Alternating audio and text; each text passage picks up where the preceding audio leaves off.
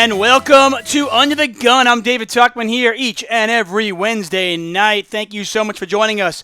Under the Gun, presented by CrushLivePoker.com, the first and only site out there specifically to work on your live game. That's right, CrushLivePoker.com. You can use the code DTA40. We're going to say 409. Because once September 1st rolls around, it is 409. If for some reason you want to do it tonight or tomorrow, which is cool, use the code DTA408. But for the month of September, DTA409 will get you 1 month free at CrushLivePoker.com.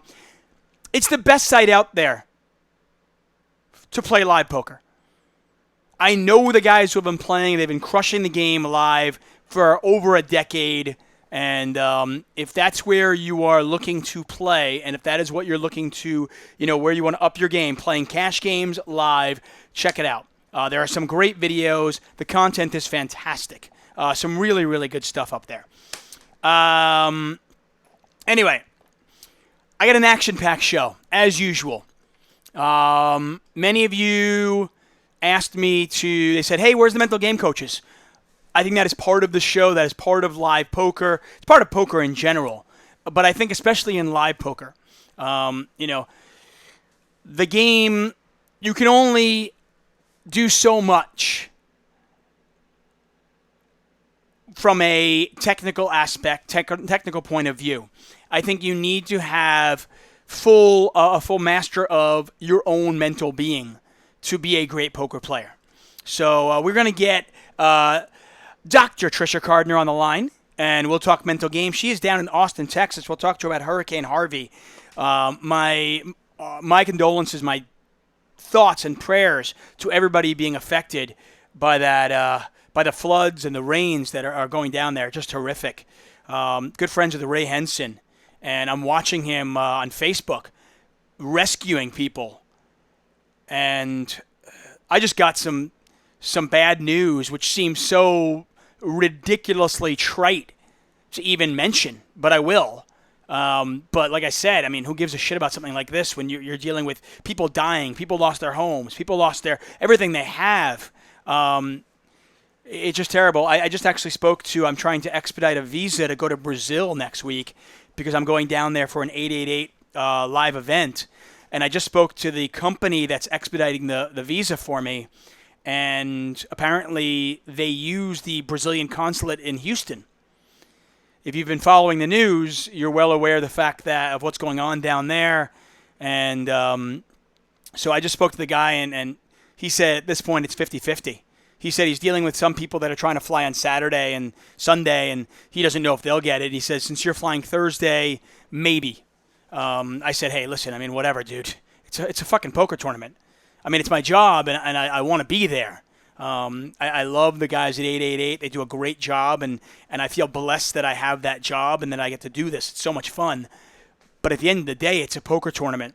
And if I can't go because of this hurricane and what's going on there, then hey, so be it. Anyway, so our thoughts, everybody at Crush Live Poker, I'm speaking for the entire site when I say our thoughts and prayers to everybody who is being affected by the hurricane and by the floods going down there, and hopefully we can band together and rebuild. I've been to New Orleans a couple of times since Katrina, and it's interesting because my brother-in-law used to go down there every single year with his law firm. They would just do like a guy's law firm trip to New Orleans. And he's older than me, and they used to go a bunch before Katrina. And then they went the year after Katrina, and they were just blown away by the difference and what they've seen. I've never been to New Orleans before. I've been there twice since. And it's pretty mind-blowing that probably 8 years after Katrina, the flood marks were still on houses. You could still see everything. Anyway, though, so but what I want to talk about today. So I've got Dr. Cardner coming on. We'll talk mental game. If you want to have your mental game question answered, call in later on when she gets on the phone, 323-825-5134. I have a lot of students out there. I do coach when I have time. And a lot of my students have issues with tilt and staying focused and basically the mental part of the game. This is free for you.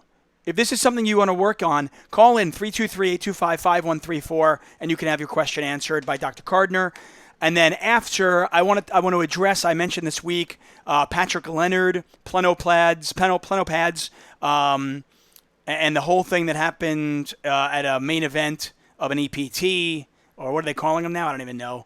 Who cares? Whatever. Poker Stars event. I think it was day 3 on the bubble. We'll address that. I'll actually play a little bit of the video so you guys will get a little taste of it if you haven't seen it. If you are one of the many people who are listening to this podcast after the fact and you want to watch the video, you can head over to YouTube. CrushLivePoker.com has a YouTube channel. Hit the subscribe button and you can watch this. And the video will be up there. So I'll address what I think about the Patrick Leonard's angle shoot thing.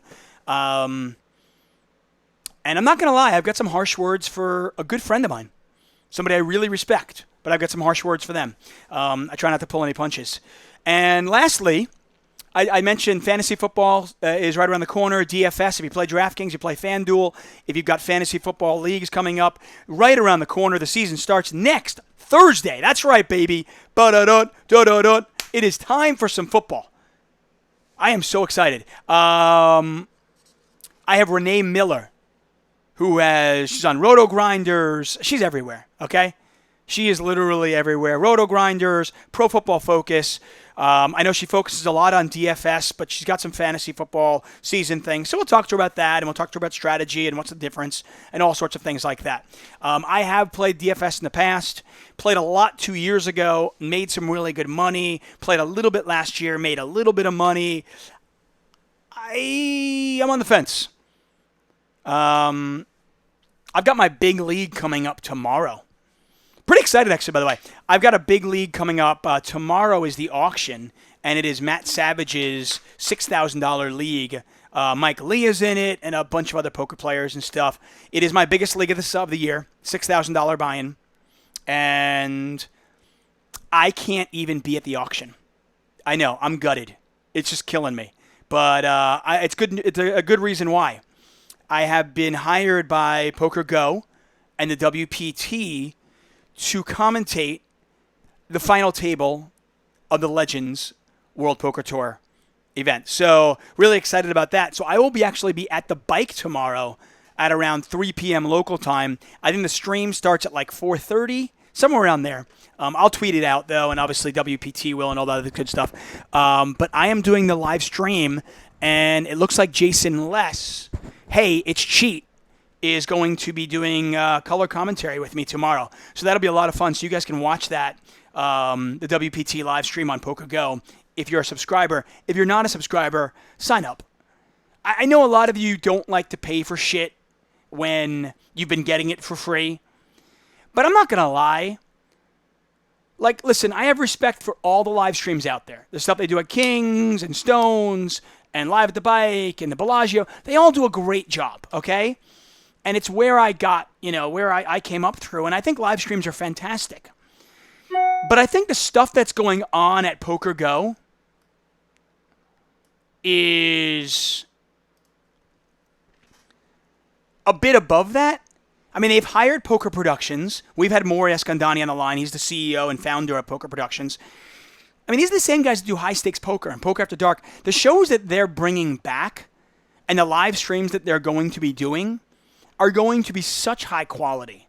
So, like I said, it's $9.99 a month. I mean, it's literally the cost of when you go to Starbucks. You get yourself a blueberry muffin and a cup of coffee once, and that pays for the entire month, the entire year. And I think they have an $89.99, like a $90 deal for the entire year. So, I don't know. I mean, to me, I understand everybody's upset about it, and I understand why. I just don't think it's that much money in the scheme of things. If you're a diehard poker fan, then, I mean, really? $9, whatever.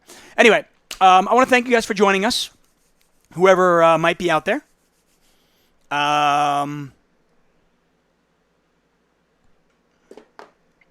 Under the Gun, of course, here each and every Wednesday. Although I've got a schedule change. Next Wednesday night, I'm in a $1,500 league with other poker players and other poker people or whatever. And that draft is that night. So I'm actually going to be streaming Under the Gun next Tuesday. I'll announce it. Don't worry. Okay. So let me get into, before we call up thing, I just want to kind of set the stage for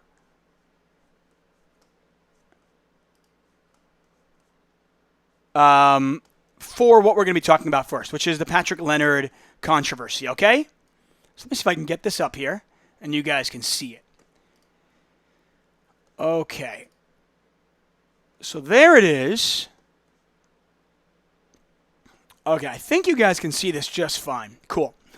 So I'm gonna get our good friend Trish on the line, and we'll see if we can talk about it. I'm not sure if she has an opinion on this or not, but let's find out.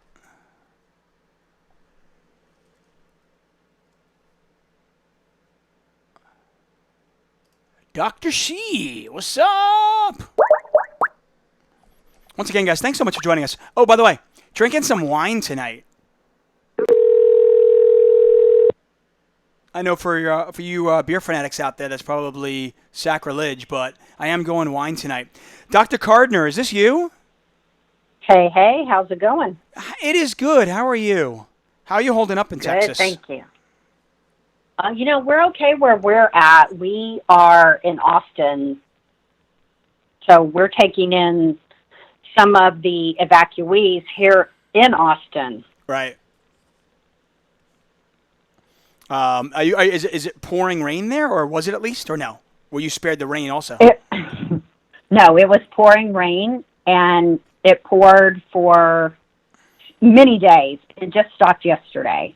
So our ground is pretty soggy, but obviously not flooded like what has happened in Houston and now Port Arthur and Beaumont and Orange. They're all just tremendous amounts of water there. I mean, they got something like 50 plus inches of rain, and we were more, it depends on, where exactly you're at in town, but it ranged from a few inches up to like 12 or 18 inches, something like that, where we're at. Just ridiculous. I mean, it's just unbelievable.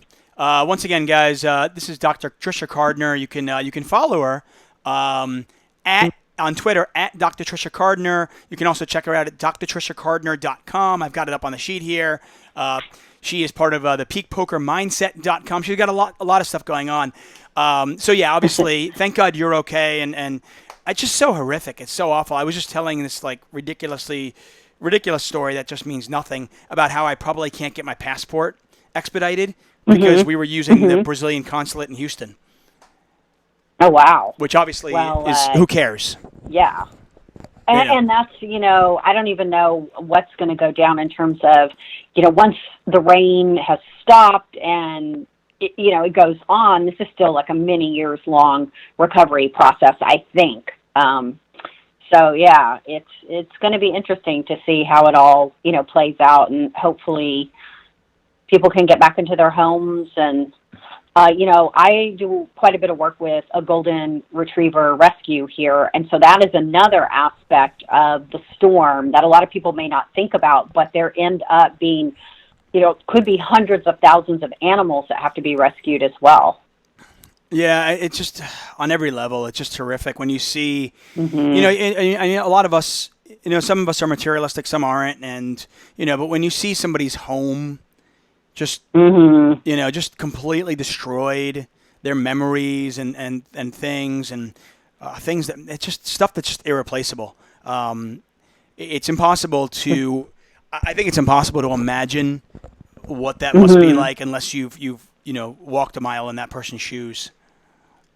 What's really heartening, though, is all the people that have come out, whether they've raised money or I saw a lot of pictures today of, they call them the Cajun Navy. So it's all these people coming in from Louisiana with their personal vehicles and boats and just going into all the neighborhoods. And they've been doing this, for days now, and going into neighborhoods and rescuing people and, without concern for, race, creed, color, religion, all the stuff that we can sometimes get excited by.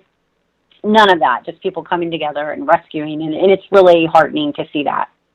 Yeah, for sure. I want to welcome those of you who are in the chat. I see Travis is in there. What's up? What's up, my buddy? How are you? Real World Poker, Peter O'Neill, NM Grinder, Michael C. Poker. Thanks for joining us, guys. Once again, in about 5 minutes or so, I want to talk about one thing.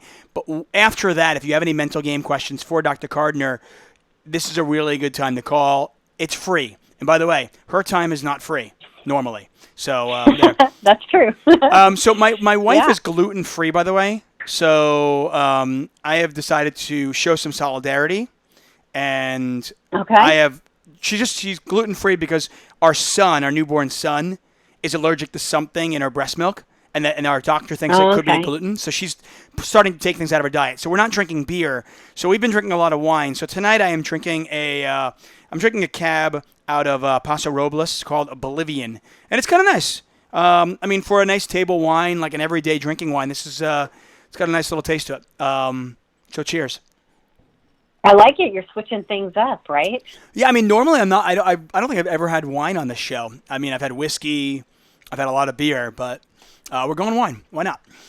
Anyway, why not? Are you familiar, before we get into mental game, I wanted to ask you about this because I want to know, first of all, are you familiar with the whole Patrick Leonard angle shoot Poker Stars controversy? No, I can't say that I am. Although I know Patrick Leonard, but I don't know what the controversy is. So please, detail. Well, I'm going to play this clip for everybody so everybody can watch it. But essentially, he did some table talk. And then he used the phrase, like somebody bet, and it was up to him whether he wanted to call, fold, or raise, of course. And he tanked, and he tanked, and he tanked. And then he finally used the phrase, "You got it." And then he didn't fold right away. He took a good, 10, 12 seconds or so, and we can count it in a second, to decide to actually fold his hand. And he got a reaction. Okay. And James Hardigan, who does a great job, and I'm good friends with the guy, the lead host for the EPT, and they can call it whatever they want to. I'm going to continue calling it the EPT. He came out and immediately said, "Whoa, wow, what an angle." And then I didn't hear the rest of what Stapleton said, but I did hear something like, "Oh, that made my stomach turn." And then Daniel Negreanu came out and put the video out and said, "Is this an angle?" Then the Poker Stars actually promoted a tweet with the thing saying, "Is this guy an angle shooter?" Anyway, so it was a whole big thing. 2 + 2 went in arms, and a lot of people calling this guy an angle shooter. He finally came out, and he came out with a 15-minute explanation for what happened. He said he figured that would be the best way to do it rather than answer all these different things in little snippets, or certainly not in 140 characters. And I know Patrick. I wouldn't say that we're like friends, but we're acquaintances, and I've worked with him before. And I came out and said this week, after looking at everything, and I came out and said that basically I believe him. I trust his integrity, and I do not believe that this was an angle. Anyway, so I want to play this for everybody, and then I want to get, because it was interesting, his take on it was the fact that he did a lot of table talk after that, because he wanted to he knew he'd be playing with this guy for a while. He also knew he was strong here, so he did a lot of table talk to try to get like a read. Anyway, so I am going to play this for our audience. So he knew that his opponent was strong. Then why did he need to get an additional read? Well, he knew he was strong. Apparently, they were on the bubble, so every hand was taking 2-3 minutes anyway. So from what he said in the video, he said, "I knew I was going to fold within the first 3 seconds," and I'm going to paraphrase this. Hopefully, I won't butcher it. But he basically said that I knew I was going to fold in the first 3 seconds. I knew he was really strong. but I kind of wanted to talk to him. We were on the feature table. I wanted to see if I could get a read for what he looks like and what he appears to be like when he's strong. So later on, Okay. I could maybe decipher if he wasn't so strong. Okay. And he said he doesn't normally like to waste time, but every hand was taking 2 minutes anyway, so he figured it wasn't a waste, and he could get something out of it. Okay. So, anyway, I'm going to play this for our audience, okay? Okay. And then we'll go from there. I agree with my career choice if I can make about a good fold here. If you show me a bluff, I look really stupid. But it's hard to be bluffing, I guess. It's hard to be bluffing, I guess. All right, you got it. Does he ever have just an Nice ace? Yeah, okay, that's strong. I'm not a huge All fan right. of saying you got it and then not folding. Oh, that is a bit of an angle in my opinion. He has now folded. And the pot goes to Luigi Shihada, who is now up over 400,000, up over 100 bigs. Patrick Leonard see drops it. down to 269k. Still got nearly 70 big blinds.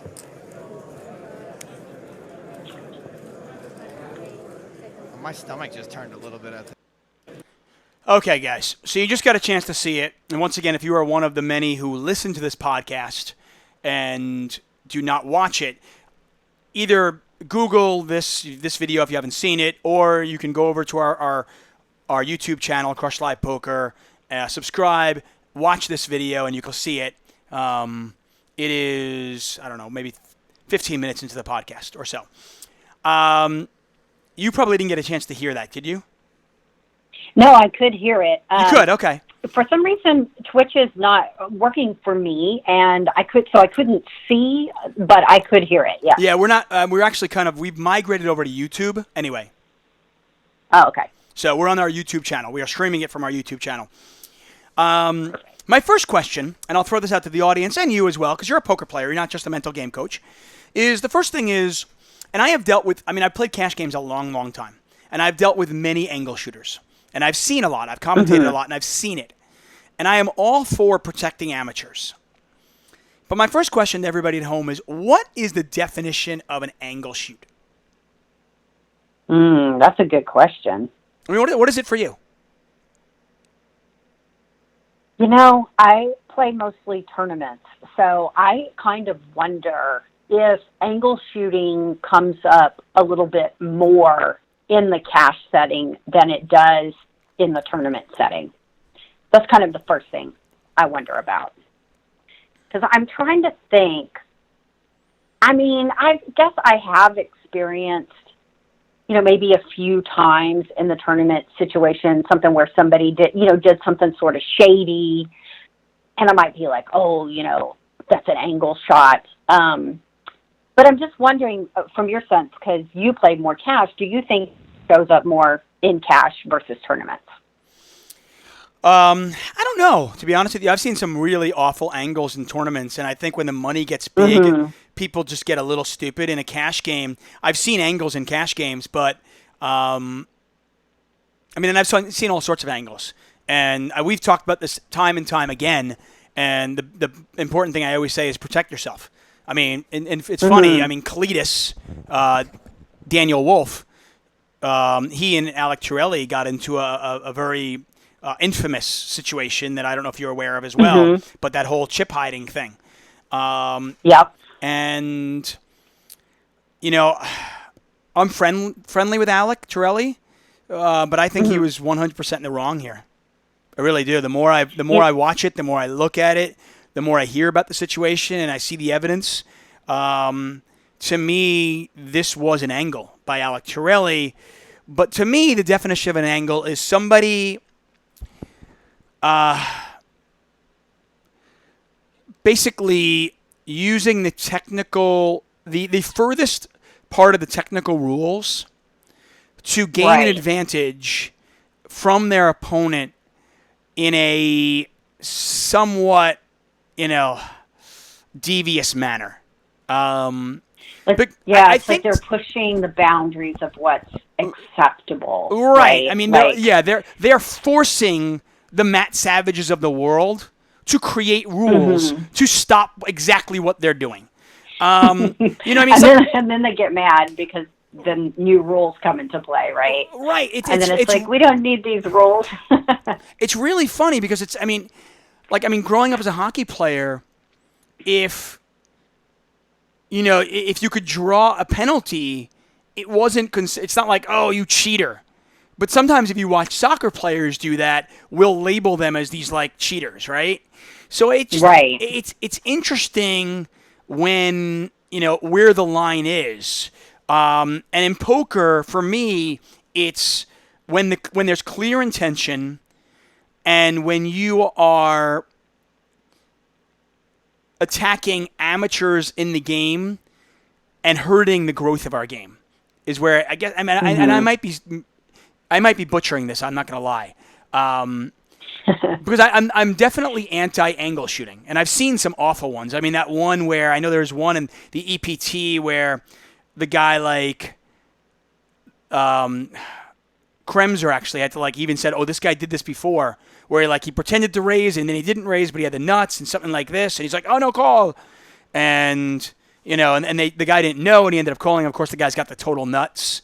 Or when somebody somebody tosses in 1600 and then says 600, but he knows fully in his mind that the dealer is going to enforce the 1600. Right. So I think hiding chips is really dodgy. But I think there has to be, I think it's a really fine line. I think it's very, very difficult to come out and call somebody an angle shooter without some proof of intention. Well, and you're getting at something that's really interesting because intent is very challenging. Okay, like in the Patrick Leonard situation, okay, so he says, you got it. And normally people say, you got it, and they insta-muck, right? But he didn't. But then did he go on so long that we can think, oh, his intention was bad? Or was he legitimately like, oh, you got it, and then maybe he was thinking, I don't know what, but you know what I'm saying? Yeah, he came out with his video. He came out, and again, guys, I encourage you to go watch his video and let us know. You can go in the forums over at crushlivepoker.com. Let me know on Twitter, Tuck on Sports, what you think. He said that he said it, and he actually regrets his choice of words. But basically, he wanted to get a reaction from the guy before he mucked. He wanted to see if the guy was happy, if he was sad, what kind of reaction he would get from the guy, and so forth and so on. But he said basically that he had a hand that he could never call with. Right. So now he came out and said, hey, I will never use that choice of words again, and I regret using that phrase. And I, for one, by the way, I happen to think that you got it should be binding. I think saying you win, you got it, I fold, any of those things. And there's a fine line. But I am all for table talk. I think it's part of the game. I think some tournament directors are going too far in preventing you from talking. I think it's ridiculous. I think table talk is part of the game. But I think when you say something like that, you are declaring them the winner. You got it. Yeah, agreed. So, but I think coming out and calling somebody an angle shooter is the equivalent of calling somebody a cheater. And I think that's a really, really strong thing to say without evidence, especially if you're Daniel Negreanu. And Daniel knows I have all the respect in the world for him. I do. But I think he was wrong in this case. I think when he comes out and puts a poll out there, it's somewhat leading. And I think James Hardigan, who's been doing this for over a decade and does a great job as a commentator, I think he should know better as well. Because coming out and saying that's an angle without having any context or knowing what Planopad's intention is irresponsible. Because a bunch of people come out and say, what a scumbag, what an angle shooter, when that's not what an angle shooter is. Am I a scumbag if by accident I don't realize that I made a backdoor flush, and then I turn it over, and the guy's like, "You fucking slow roller," and I'm like, "Dude, I'm really sorry. I honestly I thought I had second pair, and I didn't even realize I backed into a flush." You know what I mean? Like, that's a mistake. And to be fair, that has happened. Not exactly what you said, but there was a situation with Phil Ivey where he made like a backdoor flush, and he didn't even realize it, and he mucked his hand. But so there are situations where you could back into something and not really realize it, especially if you've been playing for hours and maybe you're a little bit tired, right? I don't even think you have to be tired. Cheating. Yeah, it just happens. I mean, sometimes it's just like, yeah. Oh my God, I'm so sorry. I didn't even realize what I had here. But then if you say, "Oh, I'm so sorry," then I think most people will just be like, "Oh, okay, no worries." Right. In this situation, was he like, "Oh, I'm so sorry," or he just? Well, honestly, he no. wasn't? I mean, people later on, people text him, and he couldn't. According to his video, he didn't even. I don't want to play that video because it's 15 minutes long, guys. But right. He basically came out and. +1 says, "Can I ask a fantasy football question, or is it poker mindset?" You can. Just wait till about 7 p.m. 7 p.m. I'm going to get Renee Miller on the line. We're going to talk fantasy football the last 20 minutes. All your questions will be answered then about fantasy football. He said he got all these like texts and tweets and stuff calling him a scumbag, or like, "What the hell, man? People are calling you a cheater." And he couldn't even remember which hand they were talking about. He's like, "What hand?" So he didn't even realize. Wow. So then he said that afterwards he went over to Andre Akari and some other of his friends that he plays with a lot, and he asked them, he said, "Hey, did I do something wrong here?" And they were like, "No." Now, to Patrick's credit, he came out and said, "I handled this badly. I shouldn't have lashed out. I also chose the wrong phrase. I will not use that phrase of 'you got it' anymore."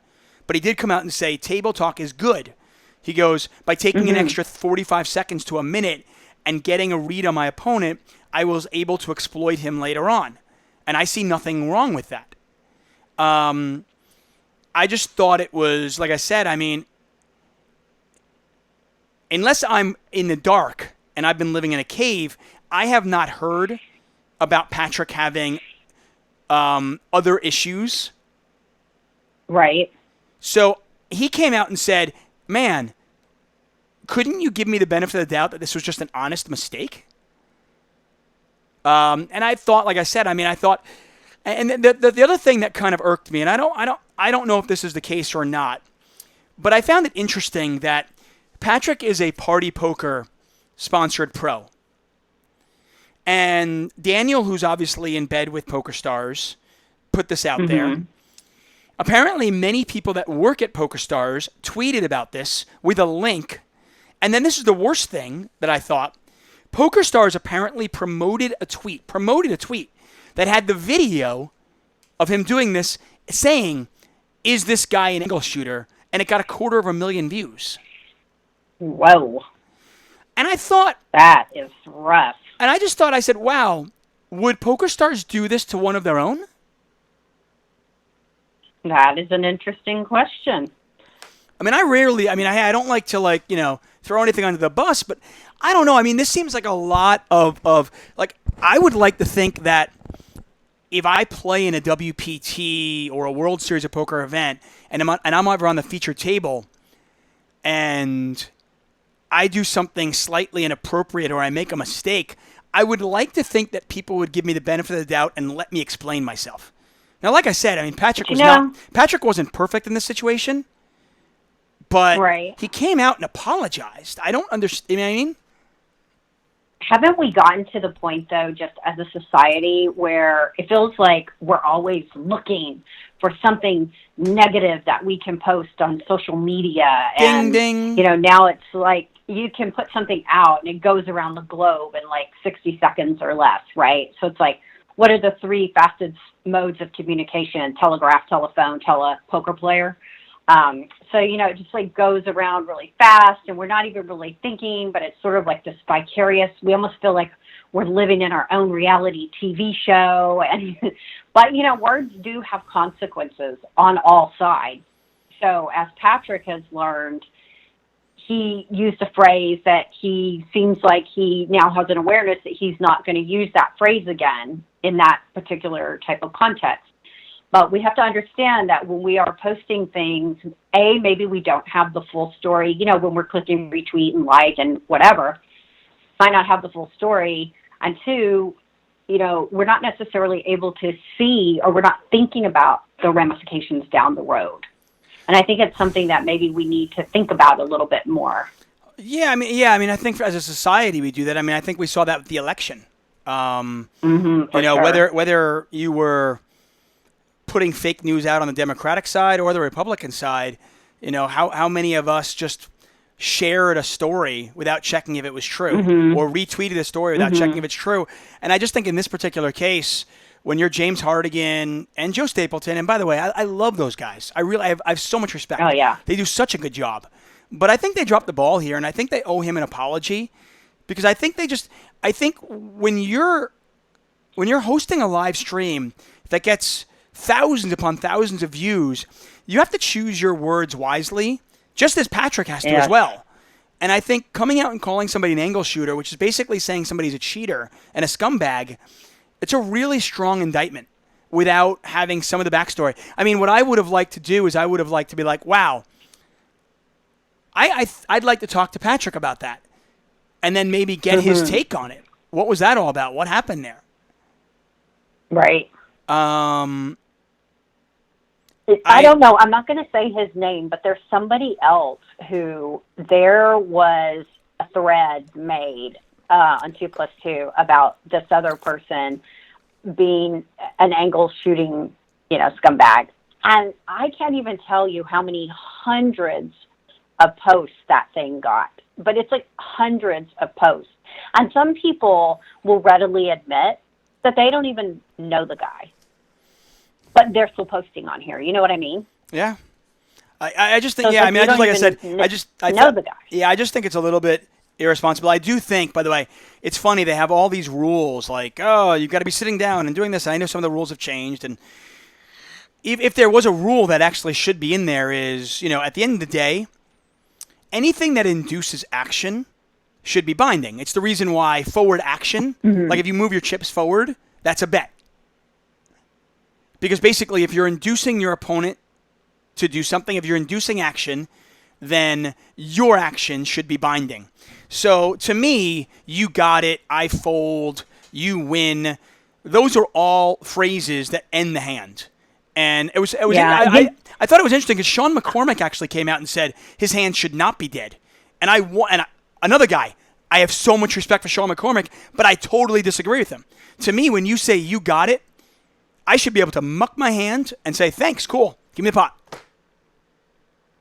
You know, it's funny because I've gotten to the point now where when somebody says something like that, you know, like you got it, I wait for them to like literally release the hand and put it in the muck before I do anything. Of course, you're smart.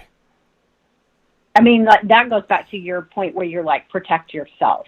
Always. You know, and the same thing with like when they're hiding the chips or whatever, you know, you need to ask for a count if you're, you know, have any question about how much you're calling off, like in a tournament situation, you know, they're all in, you blah, blah, blah, right? So it kind of goes back to the first thing you said, which is you have to protect yourself. So then I'm just kind of wondering, even though I wait, but am I doing that because I've turned into just a cynic who, you know, is not sure if people are, you know, on the up and up when they say something like, you got it, or whatever. You know what I think? It's not necessarily you're a cynic. You're just being smart. You're playing for a lot of money, or even if it's a little money, it could be a lot of money to you. Who knows? It doesn't make a difference. All relative. I think, you know, and I tell people time and time again, protect yourself. You know, I like one of those things where somebody says, I'm raising blind. I assume they've always looked, unless I've watched them not look. Unless I've seen them for every second of it, I assume they looked. It's not because I'm a cynic. It's just because I understand in this game that, you know, and when it comes to money, people will often do whatever they have to. Maybe I'm naive, and maybe I'm being overly trustworthy of Patrick. When I watched that video, I did not get the intention, because somebody put this out there and said, Patrick, would you have accepted the pot? Let's say the guy, after you said you got it, the guy folded. The guy said, cool. And he folded and put his hand in the muck. And let's say they called the tournament director over. Would you have taken that pot? I didn't. I personally, I did not get that impression.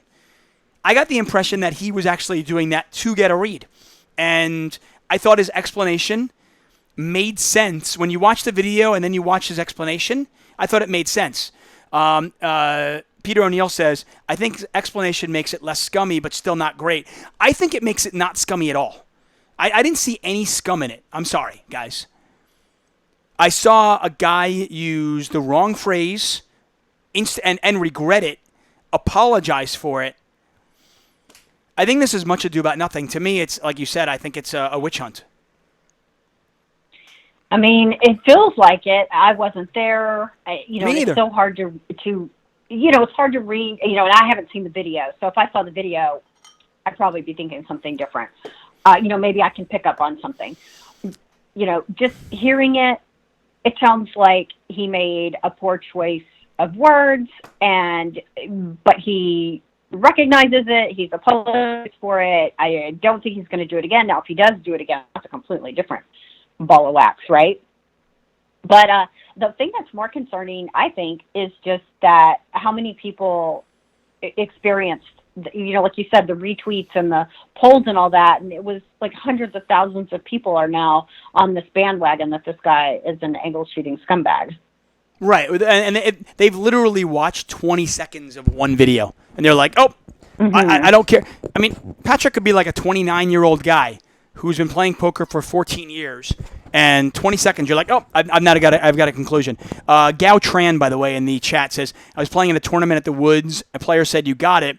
The other player mucked. Ruling went to the player, said, you got it, and he had no problem raking the pot. Goes back to what Dr. Gardner just said. Protect yourself. Guys, listen, there's two things. Number one, I never muck until my opponent mucks. Number two, I don't muck until the chips are being pushed to me. There are sometimes in a cash game where the dealer actually reaches out for my cards. I go, not until you give me the chips. Because there have been times where there's somebody else in the, seat 8 and you don't see him or something. And he's got cards, and the second you muck, your hand's dead. There's nothing you can do about it. I mean, the one thing I will say. I'm sorry. Say it again. Over cautiousness is the way to go. I think when you're playing, be overcautious. Yeah, I'm a New York guy. I'm a New York kid. I mean, I grew up in Queens, and for me, it's been common sense and always have your head on a swivel. And if you're working at a bar and you're walking out to your car at 1:30 in the morning, look around. If you're playing poker and people leave and you're leaving the casino, look around. Make sure see who's following you to your car. If you're driving home, look in the rearview mirror. Is there a car that's been following you for a while? These are things that I've heard horror stories. There have been horror stories where guys have been followed home and then mugged at their home. Didn't that happen many years ago to Doyle Brunson? I'm sure. I haven't heard that story, but I'm sure it has. Many years ago. It wouldn't surprise me. Followed. Yeah, they beat him up, took a bunch of money, yada, yada. I mean, this was a long, long time ago, but yeah, it could even happen to Doyle Brunson. I mean, there's living in a gated community. Yeah. At the end of the day, you got to protect yourself. But I will just say, I mean, in this particular case, I would just like to, give somebody the benefit of the doubt. To me, for it to be an angle, I have to genuinely believe that the intention was to angle the person. And I did not believe that when I watched the video and then I listened to Patrick's explanation on YouTube. I did not believe that his intention was to angle. I thought his intention was to get a read on the opponent. Like I said, maybe I'm naive. That was my take. Hey, we've been babbling for a while. We didn't get too much mental game in, but I want to get a couple of minutes of. By the way, guys, if you want to call in now, 323-825-5134. I will take the first phone call from any of you guys who want to ask Dr. Gardner a question. In the meantime, what have you been working on, and what's your life? What's going on? Oh my God, what have I not been working on? I put out a course on called Crack the Code. It's how to free yourself from procrastination. Ooh. So a lot of people have difficulty with procrastination, and there's actually quite a few things that you can do about it, things that we know from psychological studies and research. So, not just the same old crap that we may have heard on the street. So I've been working on that, and I have a free course actually because the procrastination one's paid, but I do have a free one called Rev Up Your Poker Success, which people can get that at peakpokermindset.com, totally free, and that has to do around goal setting. So I'm now writing a new book all about goal setting, although it's going to have a much sassier title than that because that doesn't sound very sassy. But at the end of the day, you have to know how to set your goals in a very specific way in order to achieve them. So goal setting is one part of the battle, but the bigger part of the battle is goal achievement. So I've been working on all that kind of good stuff. Okay, I like it. That's just good. It seems like a lot of stuff that's not necessarily poker related, but obviously life related, which will come around to your game as well. But everything, poker is a great metaphor for life, I think. And so if you want to be a success in life or poker, whatever, it's like the same tools, Today we just recorded a podcast because, I'm podcasting. It's called Poker on the Mind with Gareth James, who's a strategy coach. And I was doing a talk on emotional invincibility. And so the things that I was talking about, while it was very specific to a question I got about, dealing with bad beats, but it also would deal, just anything that happens in life. And what we're talking about today, or at least what I was talking about, is you have to think about whenever something happens to you. Well, I guess two things. And the first thing is really related to poker. You have to prepare your mind before you go to play poker. And by prepare your mind, I mean you need to have realistic expectations about what is likely to happen. And that way, you're not taken by surprise or off guard. So if you just have an expectation that people are going to play terrible hands, because that's what people like to do, then you're not going to be surprised when you get beat by, fill in the blank of whatever hand tries your patience. So prepare your mind beforehand. And I would say that's, true in life as well. When you wake up in the morning, kind of mentally prepare yourself because people going to do what people going to do, right? They came to the casino to play cards. They didn't come to fold cards. Right. So right. I mean, I guess it's the same thing. If you have that. I was going to say, like, same thing, just like, me waking up in the morning. If I have an expectation that I'm going to drive in LA and there's not going to be traffic, I'm going to be really disappointed every single day. So it's like, I mean, I guess, in the same way with like a poker tournament, a long one, like let's say we look at the World Series of Poker main event. You almost have to expect, I've heard this from good players who made it deep. And they would say like, yeah, I was just always kind of, I wouldn't say I wasn't being negative. I'm an optimistic person, but I was always expecting the roller coaster ride. I knew at some point... Which is what you should expect. Right. I knew at some point right? I was going to lose a couple of races. At some point, a guy is going to get it in bad against me, and he's going to hit, and I'm going to lose. And hopefully I have more chips than him, and I can recover from that. Exactly. So I think this is part of this whole notion of, becoming the master of your own mind. And in order to master your own mind, you have to understand that there are certain things that are under your control and certain things that are not under your control. And if you spend a lot of time worrying about things that are not under your control, you're just causing yourself stress, strife, and strain. So, under your control would be things like your reactions and your emotions, but not under your control would be anything that's external to you. So, when you're playing poker, most of it is external to you, right? Of course, now, yeah. There are some things that are sort of in your control and sort of not in your control. I'm playing poker again, being an example. So what I can put in control is I can put in control the hands that I choose to play, how much time I choose to study, things like that. That's under my control. And by putting my focus on that, I can make a good outcome more likely, but still recognizing that, look at what's out of my control. Like, I have no control over what hands people play or how they even choose to play their hands. So I can't get upset when I have no control of it. I mean, I can get upset, but it's a waste of my mental power, and it even takes my joy away. It makes me feel crappy. So, well, I mean, at the end of the day, as a poker player, that's the battle. The battle is, from a technical standpoint, we are constantly trying to get ourselves in a situation where we are making the right decision, the best decision each and every time. Obviously, that's an impossibility, but we're trying to make as many good decisions as we possibly can and as few bad decisions as we possibly can, and try to somehow remove ourselves from the actual outcome, which we don't have control over. Right. And it's really, it's harder than it looks to, quote unquote, control, your emotions and whatever, because what happens is we have this whole string of thoughts that just pop into our head instantaneously and somewhat unconsciously, and those thoughts then, drive our emotions, which then, can sometimes cause us to act badly.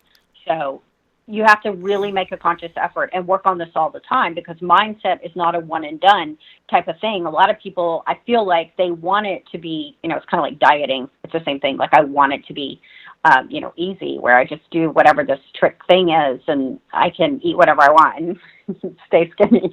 But it doesn't work that way. There's nothing that's just an instant thing. It's constantly working and reaffirming and reminding yourself what is the reality of the situation, and checking in, even during a playing session, with how your mindset is going, and taking breaks if you need to, and just accepting that there's a lot of things that you just cannot change.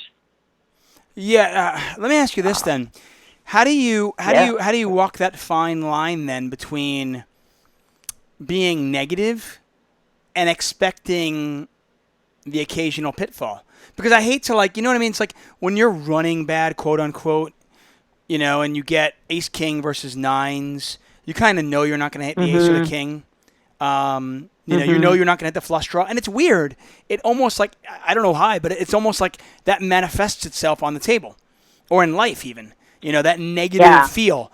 So how do I go through life expecting the roller coaster ride, expecting the pitfalls, so when they happen, it's not a big deal, but at the same time, staying optimistic and not pessimistic? I think that's a great question.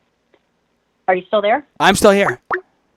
Okay, sorry, I was just hearing some weird. No, apparently I've got people are trying to call in on Skype, but for whatever reason, Skype updated something. It's kind of stupid. We might probably have to migrate to something. They upgraded something where I can't add a phone call for some reason. I don't know why. And try again, guys. Guys, this is not good. Okay, so this is what I think. I think you want to be optimistic for the things that you have control over. So I'm optimistic about my ability to study appropriately. I'm optimistic about my ability to play the hands that are in my range. Okay, so I'm optimistic about all that stuff. But at the same time, I'm realistic. So I'm optimistic about what's under my control, assuming that you're actually taking control and doing those things. So I'm optimistic that if I continue to study and work on my game and make the right plays, do the right things, that ultimately I am going to be paid off.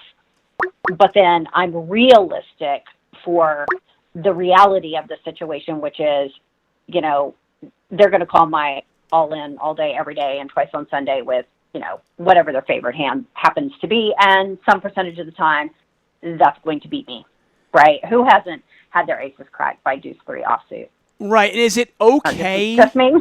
Yeah, let me ask you this, though. Is it okay, though?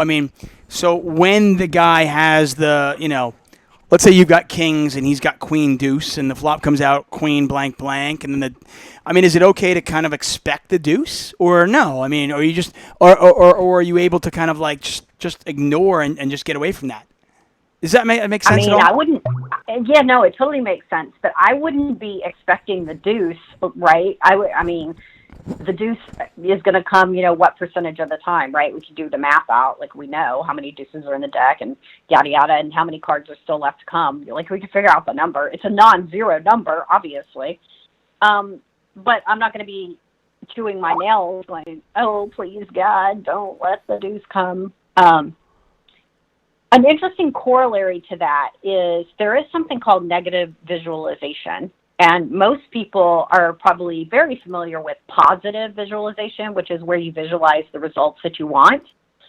Negative visualization is where you take a few minutes out of your day to visualize the things that you don't want. Okay. Now, the reason why you do that. Really? I think that's so opposite to me. I don't even like to think about the things that I don't want to happen to me. I would never even think. I'm like, no, I want to visualize the stuff that I want to happen to me. But please tell us why. Let me tell you. Yeah, I'll tell you why. Now, you don't want to do this all day long, But if you take a few minutes out of your day, the idea behind this, and this comes out of Stoic philosophy, which is the basis of cognitive behavioral psychology, but the idea is that by taking the time to think about things, that could happen, bad things that could happen, is that will then give you more of an appreciation for what you do have. Does that make sense? Yeah, no, I think so. Yeah, I'm with you. Keep going. Yeah, so the idea is that you spend a little bit of time thinking about all the things that could go wrong in order to have more of an appreciation for when things are actually going right. So it's a little bit of a twist on what we normally think about. We normally think about, I want to visualize, winning the tournament, right? But then if that's all the visualization I do, how many times am I not going to win the tournament? Like most of the time, right? Well, if I went into it and I was like, I'm going to win this tournament, I'm going to win this tournament, I'm going to win this tournament, and then I bubble the tournament, or if I do anything less than a win, right, I min cash even, I leave and I'm like, oh, sad. But if I had gone into it with the idea that I'm going to play the best that I can, but it's probably going to be a roller coaster, it's most likely not going to go my way, then if I do win, I'm that much more happy and grateful about it. And if I min cash, I'm still happy with it because I'm like, you know what? I was pretty sure that this was going to be a real roller coaster ride. You know what? It really was a roller coaster ride, but I still did get a min cash out of the deal. It's an interesting point of view. It's just like a reframe. Yeah, no, it's an interesting point of view because I'm just letting somebody know here, calling you in 7. It's an interesting point of view because I remember having conversations with my sister when she was a little bit depressed and down on her luck, and she thought of all these things she didn't have in her life. And I kind of looked at it. I was like, listen, if you're always trying to compare your life to others, you will often be disappointed. And I said, instead, why don't you, think about the stuff you have? But I like this from a tournament point of view. It's not different than like a baseball player who every time he gets up to the plate, if he expects a home run or expects a baseball, even a hit, he's going to be disappointed far too often.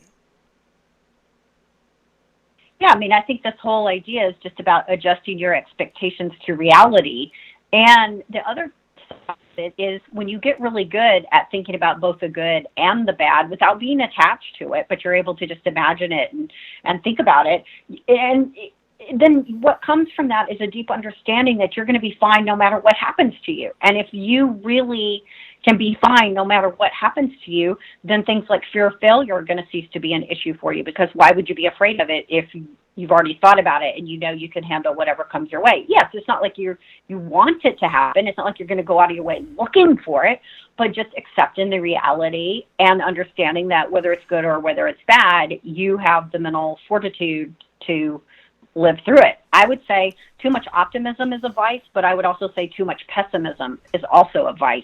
So you've got to have that real fine balance, and which is not easy to do. I love the way your brain works. I really do. I need to have you on more often. Once again, guys, Dr. Trisha Cardner. She's at Dr. Trisha Cardner. You can follow her there on Twitter. She is here on Under the Gun, presented by Crush Live Poker. Get 1 month free using the code DTA409. I'm going to try to get a phone call here from Tom. Let's see if I can add him on. Okay. And we'll see what happens. I'm going to add this and see if it works. Okay. Tom, are you there? Yeah, I'm there, yeah. Tom, Patricia, can you hear Tom? I can hear Tom. Tom, ask your question. Yeah, so I have a couple questions, but basically I'm playing online for my job while at university. And I'm trying to play longer hours as well. Originally I used to just play maybe 5-6 hours a day, but I'm trying to play more around 8-10 hours a day, maximize my volume, try and maximize my hourly while I can, since I start university in a few weeks. And I had a question about mental game, and I've read parts of the mental game of poker as well, and it's quite an interesting theory, but part of it was you have to tilt sometimes and allow yourself to tilt to learn from it and move on. And I reached a lot of times during my sessions, maybe 5-6 hours in, where I'm getting a bit tired, maybe tilting, maybe losing focus, and part of me just wants to stop. But the other part of me thinks there's some value in just continuing. And even if I lose some value in the short term and play badly, maybe I can review the session and learn more about myself. So I just wondered, in your opinion, in regards to building a stronger mental game, is there value in just making some mistakes in the short term and being productive and constructive and learning from them?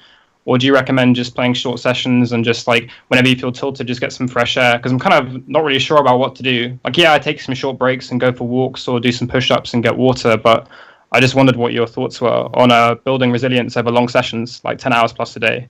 Hey, Dr. Cardner, before you answer this, question. Yeah, it's a great question. Dr. Cardner, before you answer it, you know what it almost sounds like to me? And this is going to be an awful analogy, but I'm going to say it anyway because that's what I do. First of all, Tom, that is an awesome fake accent, okay? Yeah, thank you. That is a really great fake accent. I don't know where you worked on it, but that's fantastic. Tom, by the way, he lives in Milwaukee. But it's almost like when I got a puppy, and he's a golden retriever, and I know obviously Dr. Cardner has a soft spot for golden retrievers. At some point, the puppy has to pee inside. He has to have an accident. Because if he doesn't have an accident, you can't teach him that was wrong. Does that make sense? No, it makes a lot of sense, and it's what I've been thinking as well. But you can tell, like, when I just want to try and play the best, and sometimes I think that's a bit of a weird spot for poker players who try and play professionally. Is like they always want to play their A game and stuff, but sometimes I think you just have to take some hits in the short term, and it feels kind of counterintuitive because normally when at least I approach the game at the start, it's like, okay, let's try and be really efficient and productive, and now it's like, or maybe I really need to make some mistakes and learn from it. And yeah, in the short term, it hurts a bit, but it probably helped me a lot because I think a lot of people actually, guys I chat to, because I'm in basically a stable for hyper turbos, and like a lot of them are like scared to get more volume because they feel uncomfortable. But I think part of the value of it is just pushing past it, and just putting yourself in tough spots. But I don't know what you think, Trisha. I'm not sure what you think. The biggest thing to me is, okay, if you're going to do it, it's going to be very dependent upon how you're going to react to those mistakes or issues, right?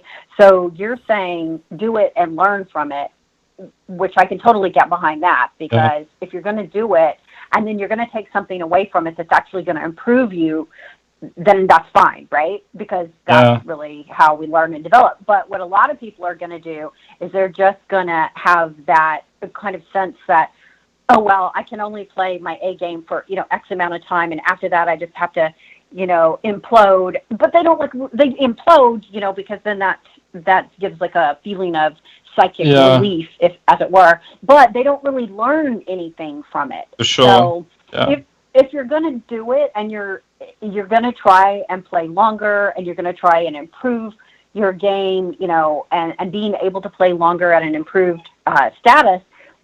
Yes, if you're very active and you're paying attention and you're saying, you know what, when I go, say I'm 6 hours in at, 5 tables, I notice that I make, this type of mistake, so reflecting after the fact and then seeing how you can fix that. Another thing is you want to build up willpower, and willpower is something like a muscle. And so the more you flex it, right, the stronger it gets over time, but in the short run, it gets tired and we lose it. And that's why when we play like really long sessions and we get fatigued, that's actually, it's fatiguing the prefrontal cortex, which is the part of your brain that does all executive function. But it's like a muscle. So the more you do this, if you're very conscious about it, the more your willpower can build up, and then you will be able to play longer sessions without blow-ups. For sure. Yeah, no, for sure. I mean, that's why like scheduling in essence is like so important, just to have a set schedule and like have a really rigorous schedule. I think a lot of successful people who I know and people who have succeeded in online now, what makes them different to a lot of other people is they just have their life together. They just know when they wake up, they take like a cold shower, they're really rigorous with when they play, they eat well. This is where you get the edge nowadays as well, because it's just pretty difficult. But like I think like really pushing yourself through it on a daily basis. Like I'm playing every day now, and just trying to play at the same time and stuff. Also, I had like a small question actually. You may not be an expert on this, but I thought I'd ask anyway, since it's hard to really get an opinion. Wait. Before you ask the question, I'm curious.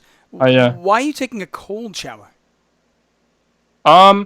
So it's actually for a few reasons. One, there's some like bro science, which I won't get into too much because it's not that important. But also, I think part of it from at least my mentality and some other people I spoke to was that originally no one really likes taking cold showers, right? The first time you do it, you're like, oh, this is dreadful, right?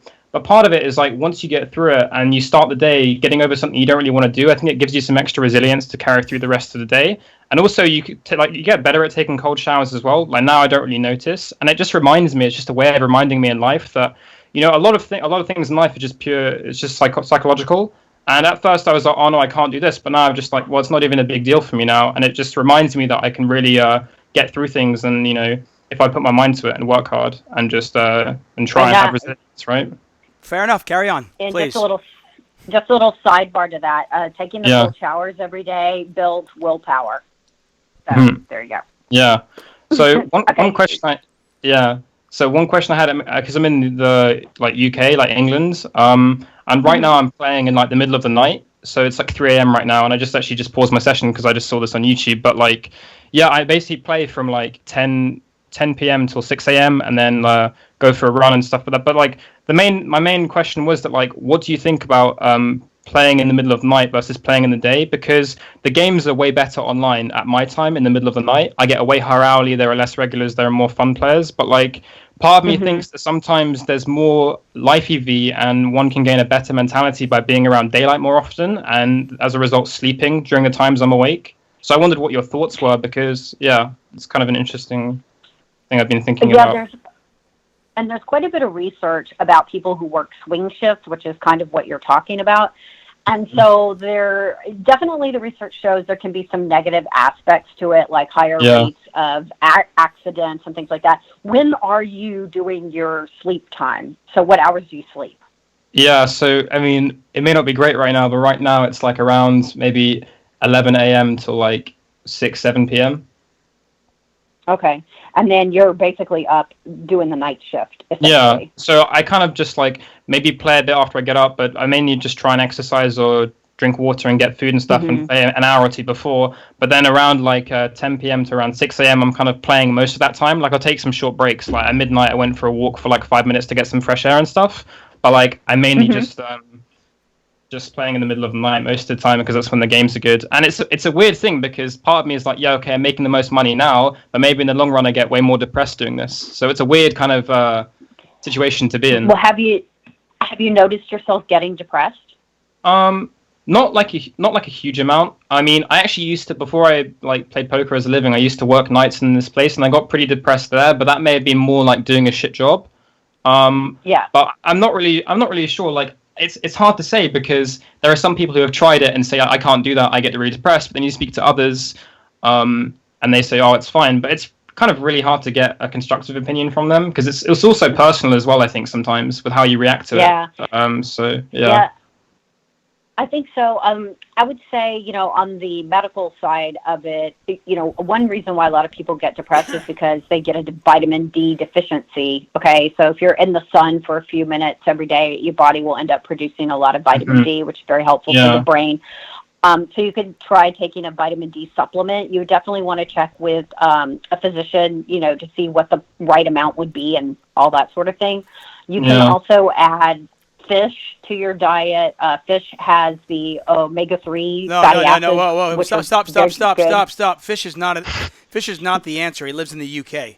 Don't eat the fish in the UK. It's probably, you're right, Dave. Don't eat the I live there, man. Don't eat the fish. You could give him another option. Well, he could do fish oil. He could do fish oil supplements as well. Again, not the fried fish. I know you guys like your fish. Yeah, fish and chips. Yeah. No, but not the fried fish.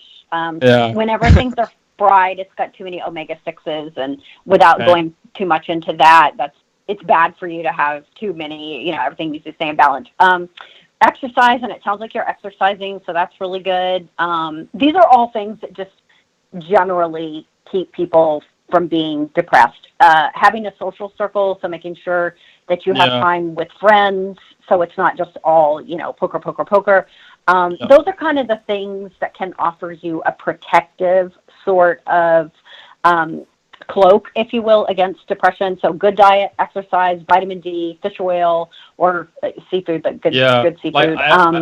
I always try and schedule other stuff. I'm seeing friends fairly often when I can, in the mornings and stuff. And I'm also learning piano as well. I try to do more constructive things because I think whilst some successful people have just locked themselves in a room and playing poker, and whilst a lot of my day is poker, I think it's quite an important thing, at least to me, to have some activities which just take my mind off it, because I think it can get quite toxic if all you think about it is poker 24/7. So I always try and Oh, actually, sorry for. I have one more weird question. Before I don't know how much time I have. Just quick, but before you get that, I will tell you really quick, Tom. I mean, obviously I'm older than you and I've got a family now and everything, but even when I was younger, I will tell you that, having balance in your life is really important, especially when you're, sitting in front of a computer and playing, a poker game that's not necessarily very social. So you got to figure out a good balance. And right now, maybe you're playing every day, and maybe there's a situation where you can play. Maybe you can just play 5 days a week or 4 days a week, or and you can kind of like try to figure out what works for you. On the first question you said, I do want to just input this. I will say that, generally speaking, I don't think it's very smart to go out and try to make mistakes. I think generally speaking, if you're living life the way you should be, you're going to make mistakes. Yeah. I encourage my kid to fall. I tell him falling is awesome as long as you get up. Okay? Yeah. If you're not failing, that means you're not trying. Okay? And I tell people, I tell my poker students all the time, I go, if you are not getting caught bluffing, you're probably not bluffing enough. Exactly. If you are not thinking outside the box and trying new things, then you're not expanding yourself.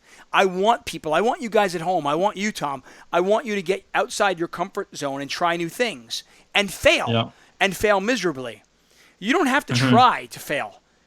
It'll happen from a technical standpoint. Happen. And I will tell you that, if it's a matter of trying to be on tilt, my guess is, if you play poker for long enough and long enough sessions, there will be times where you will be just naturally be put into learning situations. And the important thing is, and I'll just reiterate what Dr. Gardner said, was that you take the time, even if it means not playing one night and just analyzing your play, take the time to realize what mistakes you made and then learning from them. Because if you don't learn from the mistakes, then it's pointless. Very true. Right. Anyway, your last question, what was it? Yeah, just a quick question. So it's again in regards to the mental game, and I chatted with a few people, and I think some of the goals of people embarking on improving their mental game is to reach this state of emotional balance where you kind of aren't really phased too much by things in life. But then I heard another interesting theory by a guy in my stable who's really successful, and part of what his view on it was you shouldn't strive to be mentally stable, even though you can become more mentally stable. But part of what he does is he just takes his irrational behavior and aggression out when he exercises and goes to the gym and stuff. So when he plays poker, that becomes his time where he's going to be a rational human being and stuff like that. And he will become less irrational. So I wonder what you think about it. He laughed, but I'm not sure what you think about it. If you think the goal is to reach a state of emotional balance, or are there other ways to deal with it where you can just take out your irrationality and, this person's so whatever, when you're doing other things outside of poker. But I don't know what you thought about that. Well, it's a pretty interesting question. If I'm going back to, philosophy, the philosophers, especially in the Stoic tradition, which I'm really into because it's the basis of cognitive behavioral therapy, they said, that a man was designed to be a man. And their idea about this was that your divine gift was rationality and ability to reason. So they believe that, and later, with the Christians, they believe your divine gift is like a soul. But the Stoics didn't believe in afterlife and all that business. So they said your divine gift is the ability to reason and be rational. So we have that challenge in front of us. That is, we were designed, if we are living up to our highest potential, to be rational. Now, can we be rational at all times? I haven't met anyone yet. Maybe, I guess if you're a Zen monk or, I don't know, something. Yeah. But I like that your friend is compartmentalizing, where he's like, I'm just going to get it all out at the gym. And then he's like, when I'm, playing poker, I'm going to try and be as rational and clear as I can be. I like that. But I would say that for some people, how some people are like, I'm going to go, I'm mad, so I'm going to get out my aggression by boxing or hitting something or screaming. Yeah. Well, what the research shows pretty clearly is that doesn't actually displace the anger. That's why we do it. Okay, we do it because we think we're getting rid of it, but it doesn't. Yeah. It actually makes us more angry and aggressive. So I think you have to be careful with that. But just realizing that, going for emotional balance, and it sounds like you're doing a really great job with that, with your exercise and doing your social, and it sounds like you're trying to do everything to stay emotionally balanced. And we even talked about it earlier in the episode. It's not like a perfect process, but I think if you cultivate right thinking through your daily activities, you're going to have a lot more success with your emotional balance. So think about right thinking, and think about daily activities that can help you get your thinking right. And that would be things like meditation, reflecting, journaling, contemplating, all this sort of stuff. That's going to help you be more rational. Does that make sense? Yeah, that makes sense. Thank you very much. Tom and Dr. Gardner, I'll just add to this a little bit, and Trish, feel free to poke a hole in my theory. But my dad has a really bad temper, and whether I inherited this from him or I watched him do it, I have a bad temper as well. And it's something that I've had to come to grips with for many years. And I remember talking to my dad because I watched my dad deal with, in work, not lose his temper at work. And I asked him, I said, how did you kind of like get a wrangle on your temper, Dad? And he said, well, I kind of started treating things like work. For whatever reason, that spoke to me.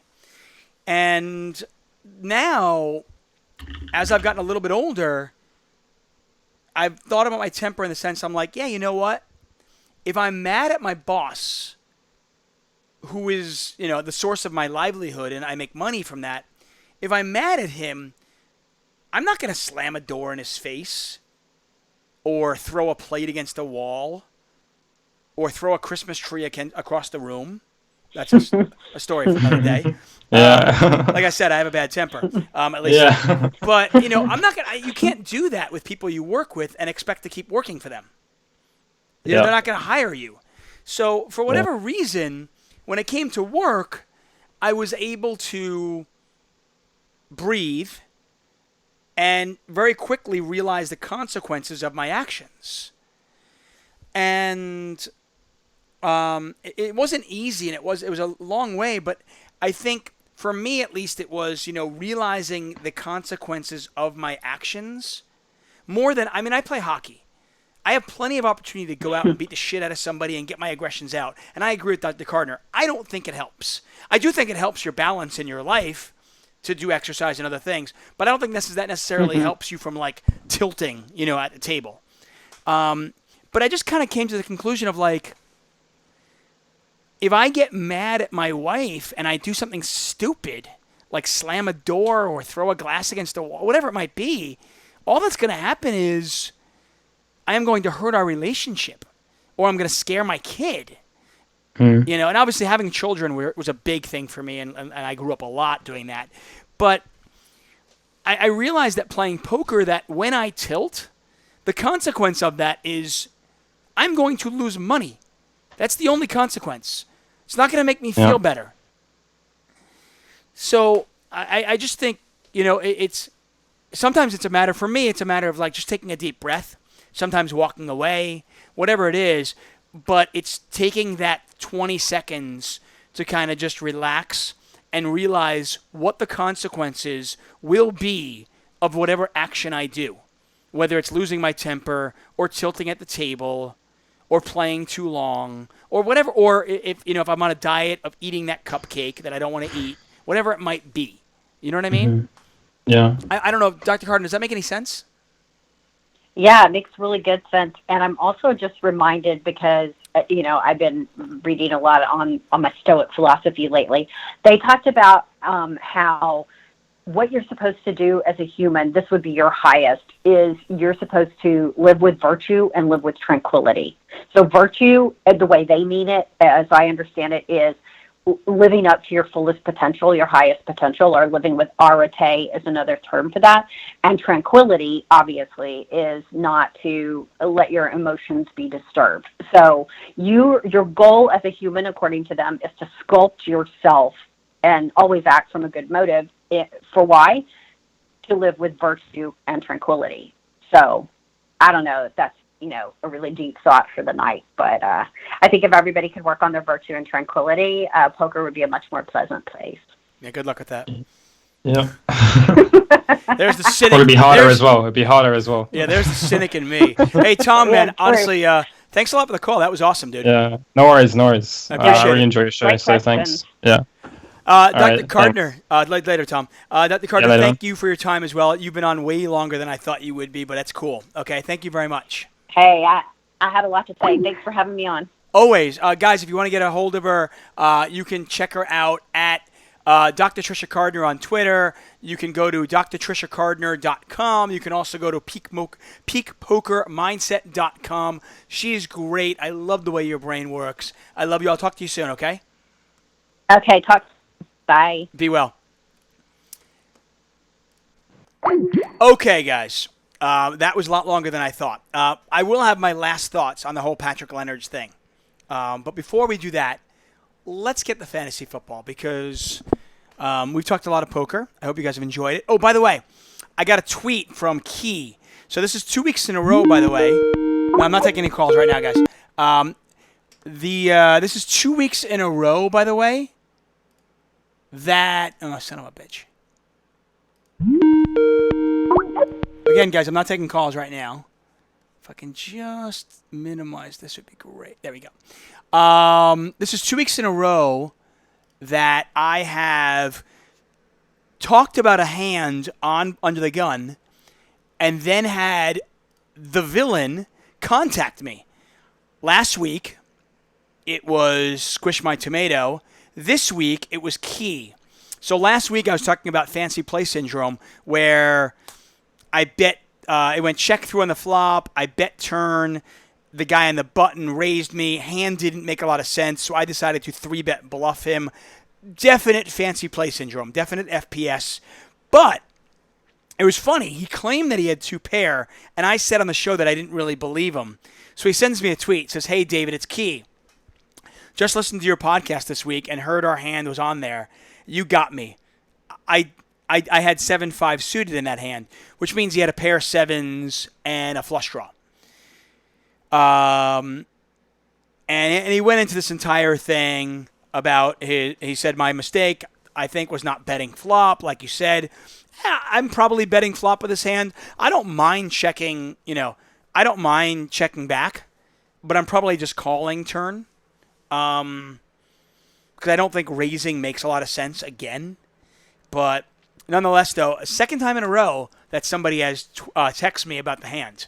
That was a really interesting one. If you missed that hand, give last week's show a whirl and let me know what you think. I think Ebony Kinney was on last week, so we had a good talk last week. We talked sex, and then I talked a little bit of poker. Anyway, let's get Renee Miller on the line so we can talk fantasy football.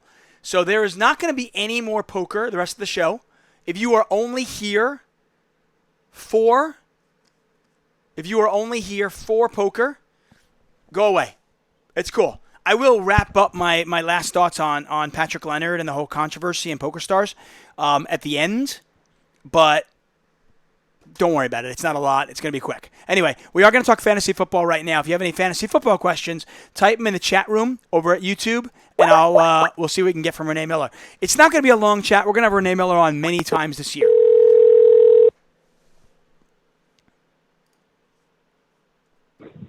Hello? Hello, Renee Miller. How are you? You are Under the Gun. I'm good. Long time no talk. How you been? Oh, busy this summer, but good. How about Busy you? this summer? Why are you busy? What's going on in your life? In the summer, I moved over to the research lab, and I travel and have fun. That's fantastic. Okay, that sounds good. I like it.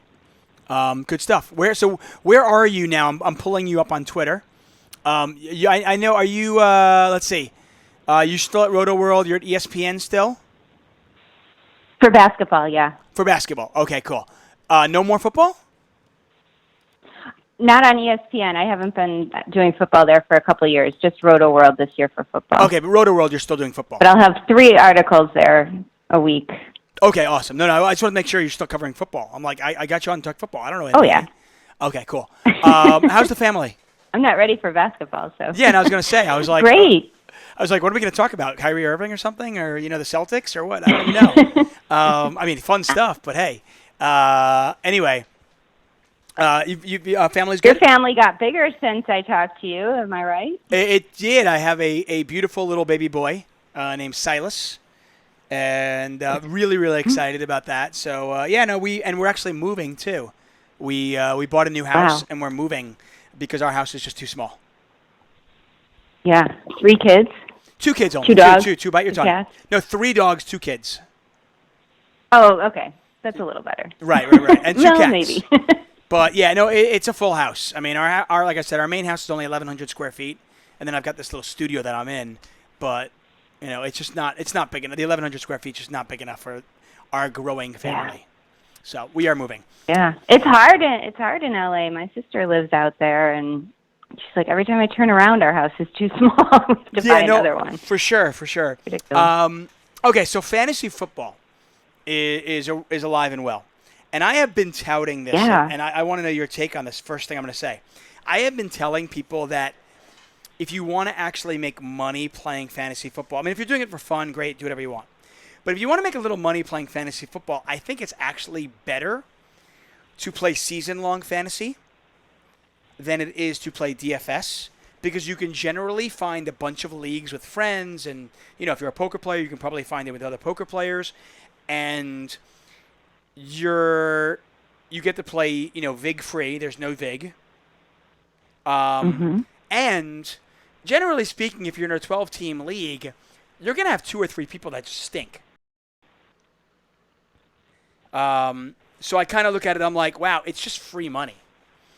But when DFS comes around, the problem with DFS is the people that stink generally enter once, and the people that are really, really good, the sharps as we call them, will enter hundreds of times. Right. And to boot, you're paying DraftKings or FanDuel, 11, 12% juice on top of that. Right. Your take? I think it's fair. I don't know that it's easy to find a lot of money leagues with people that are stupid and bad at the game. So I don't know that you can make a lot of money playing, beating your friends and coworkers, because I don't know, maybe you just have a lot more friends and coworkers than I do. But no, I mean, you're not going to make a lot of money. The most amount of leagues I've been in, and I cut way back when I started playing DFS, was like 7. And that included a lot of industry leagues that were not slackers and right. There's no soft money in there, right? I thought where you were going to go was to the MFL format, MFL 10, MFL 25, MFL 100, where you do play strangers for money. It's winner take all, and it's no effort. I don't even know but that doesn't what is really that? let you take advantage of lazy people. That lets you take advantage maybe of stupid people that you maybe don't know what they're doing when they draft. I like stupid, but are doing it for money.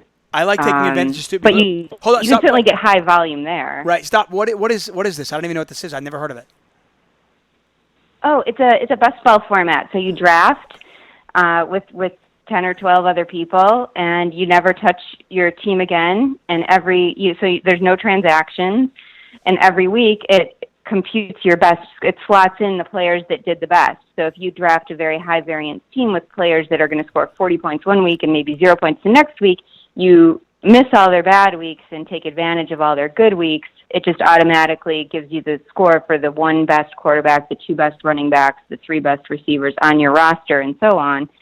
And high score, that high score, your highest score of the week is your score for the week. And at the end of the season, whoever has the total highest score wins. Ah, okay, that's interesting. And is that available? It's run by My Fantasy League. And what's the juice on that? You pay $10, you win 100. And how many people are in it? 10 or 12. Okay. I mean, obviously, if it's 10, then there's no juice at all. So I assume it's 12, because they must make something. My Fantasy League. Okay. Yeah, they must make something. And then the second place person gets a free entry for the next year. Okay, so it makes sense. It's probably 12. Again, if you're in 100 of them, then maybe you get a lot of free entries for the next year. Maybe you win some, you get a lot of free entries, you get your money back, basically. Right. But that's a decent way to do high volume if you know what you're doing on draft day. if you're the kind of person that can win season-long leagues by being more attentive to waivers and make good trades and stuff like that, it's not going to help you as much. But I think what a lot of people are coming back to in DFS now are basic cash games, and that there are still people, they're going to throw one entry in a tournament, but they also might throw one in a 50-50 or a head-to-head, and I mean, there's still beatable games in DFS, I think. There's not even a question. I mean, I played it the last 2 years, and I beat it both years. Last year, less so than the year before that, but I beat it. It's just a question of, the fields are so much bigger. Right. It's just a question of, like, okay, I'll give you an example. I have an auction tomorrow in a season-long fantasy league, which is $6,000. I guarantee you it's a 14-team league, and I know of at least 3 or 4 guys in the league that are just terrible. Now, there's no juice, so, like, I'm instantly printing money. Right. You know what I mean? It's just like there's no juice. Yeah. Because somebody in the league is running the league, and, there's 3 or 4 guys that are terrible. I mean, if you do the math in a 10-team league, if just 2 people are dead, you're printing money. Yeah. Even if there are even if there are 700 guys. Right.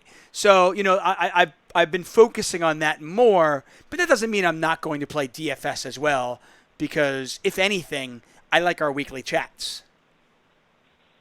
Well, that is reason enough. Reason enough, exactly. That is reason enough for me to take $2,000 and throw it on DraftKings and play.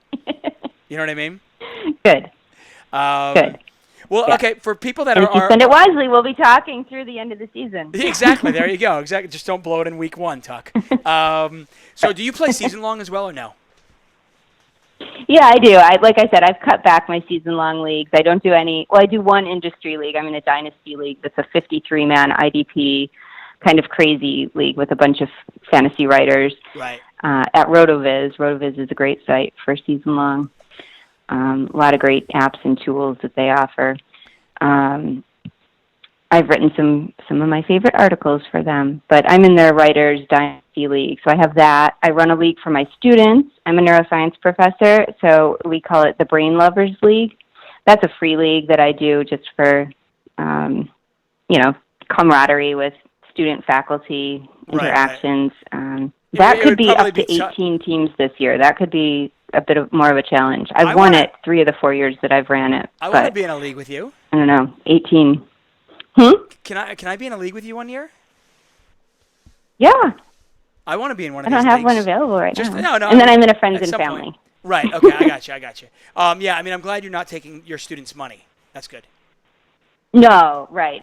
I make it very clear. There's no money. There's no extra credit. There's no grade boosting if you let me win. It's just camaraderie. Just camaraderie, yeah. I like it, and guys. Some trash talking. Right, okay. So, by the way, you guys can follow Renee Miller at Renee with 2 E's, Miller01. Once again, like I said, she's great. Really, really. When I prepare each year and I prepare each week for DFS and I prepare each year for fantasy, I read her stuff. She knows her crap. Even though she lives. Do you still live in Rochester? I do. Oh my God, how do you do that? How do you deal with Rochester? It's fine. There's nothing fine about Rochester. The person who does our website. It's absolutely fine. We have lovely nature, lots of parks and hiking and lakes and wineries and craft beer and yeah, you know what? It's great. Research. I mean, it's an academic town. So, I mean, we've got the major industry here. We have 5 universities. The biggest one is the one that I work at, but it's a very liberal academic. Yeah, I know. I mean, the vineyards are fantastic. Town. Apparently, Sideways was originally going to be filmed in Rochester. But they decided not to. I didn't know that. I'm lying. I'm kidding. Oh. You thought that was true? Listen, New York, all right, we're probably more attuned to it than California. Obviously, you guys have better wine. But the Finger Lakes region, which is 40 minutes from me, is the second biggest wine producing region in America. Doesn't mean it's good wine. Consistently win lots of awards. Really? Okay, you know what? I'm gonna have to. No I joke. have to. Look it okay, up. Google somebody it. in Finger Lake Rochester, wine. somebody in the Finger Lake district, please send me a bottle of wine from that area. An I award-winning. can do it. I am from there. Okay, so I want to drink. That's me.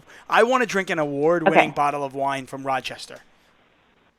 Okay. Because I am so curious what that tastes like. Okay, hey, I got All one right. question from We're Plus gonna One. arrange that off the air. I got a question here. Says, 7th pick PPR, who should I draft? I'm hoping for Devonta Freeman, but would settle for McCoy. Well, I think one of those guys would definitely be there in the 7th pick. My guess would be in a PPR. I'll let you. Yeah, you those answer were the before I two do. first. Those are the two first names that came to my mind that should be there. One of them should be there Yeah. What are your thoughts? I mean, 7th pick because PPR. I mean, I'm fine with going with one of those guys. I haven't done too much mock drafting. My drafts are coming up this weekend, so I'm just gearing up for that. But that's what I'm seeing at 6 and 7 in the drafts that I've done. All my leagues are PPR too. I like both of them. The argument against McCoy is that he's kind of the only game. Like teams are just going to scheme to shut him down, whereas Atlanta's a little bit more, diverse in their play calling ability and execution ability, which I like in a player. Some people will be more drawn to McCoy because he's the only game in town, but he's going to be facing some okay defenses, and I'm really down on the Bills. Yeah, I mean, tell me if I'm wrong here, but I am, and I played a bunch of fantasy football leagues, and I do pretty well, but I am way down LaShawn McCoy this year. LaShawn McCoy, in my opinion, is, first of all, I remember back when he played for Philadelphia and he had 20 touchdowns. And he was the next year he was the number 1 pick in the draft, and he disappointed. This is a guy who has had some of the greatest seasons ever for fantasy football, and then he's had some really down years. And I think you've got to be a little bit wary of him because he is like a roller coaster his career. He's not a sure thing. He's no longer young. He's playing for an offense that is, I'll come out and say it, horrific. Tyrod Taylor has regressed, if anything. Tyrod Taylor has shown to be a better, when it comes to fantasy producer, better runner than he is thrower. And now he doesn't have really anybody to throw the ball to. Right. And then, and to boot. Right, he doesn't have anybody to make him look good. Right, exactly. And then to boot, I'm always a little bit wary of teams that, it looks like Buffalo, by trading Ronald Darby and then trading Sammy Watkins, they have now acquired a bunch of draft picks. It certainly looks like they are preparing for the future. And they also went out and drafted a guy named Nathan Peterman. Now, I'm not going to come out and say that Nathan Peterman is the future for them.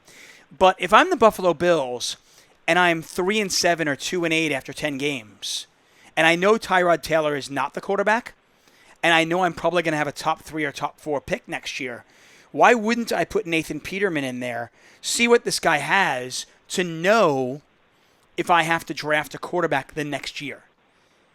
And I'm very concerned with having very concerned with having the running back on a team that could be in total rebuild mode right around the time that our fantasy football playoffs come out. So I just don't want any part of that.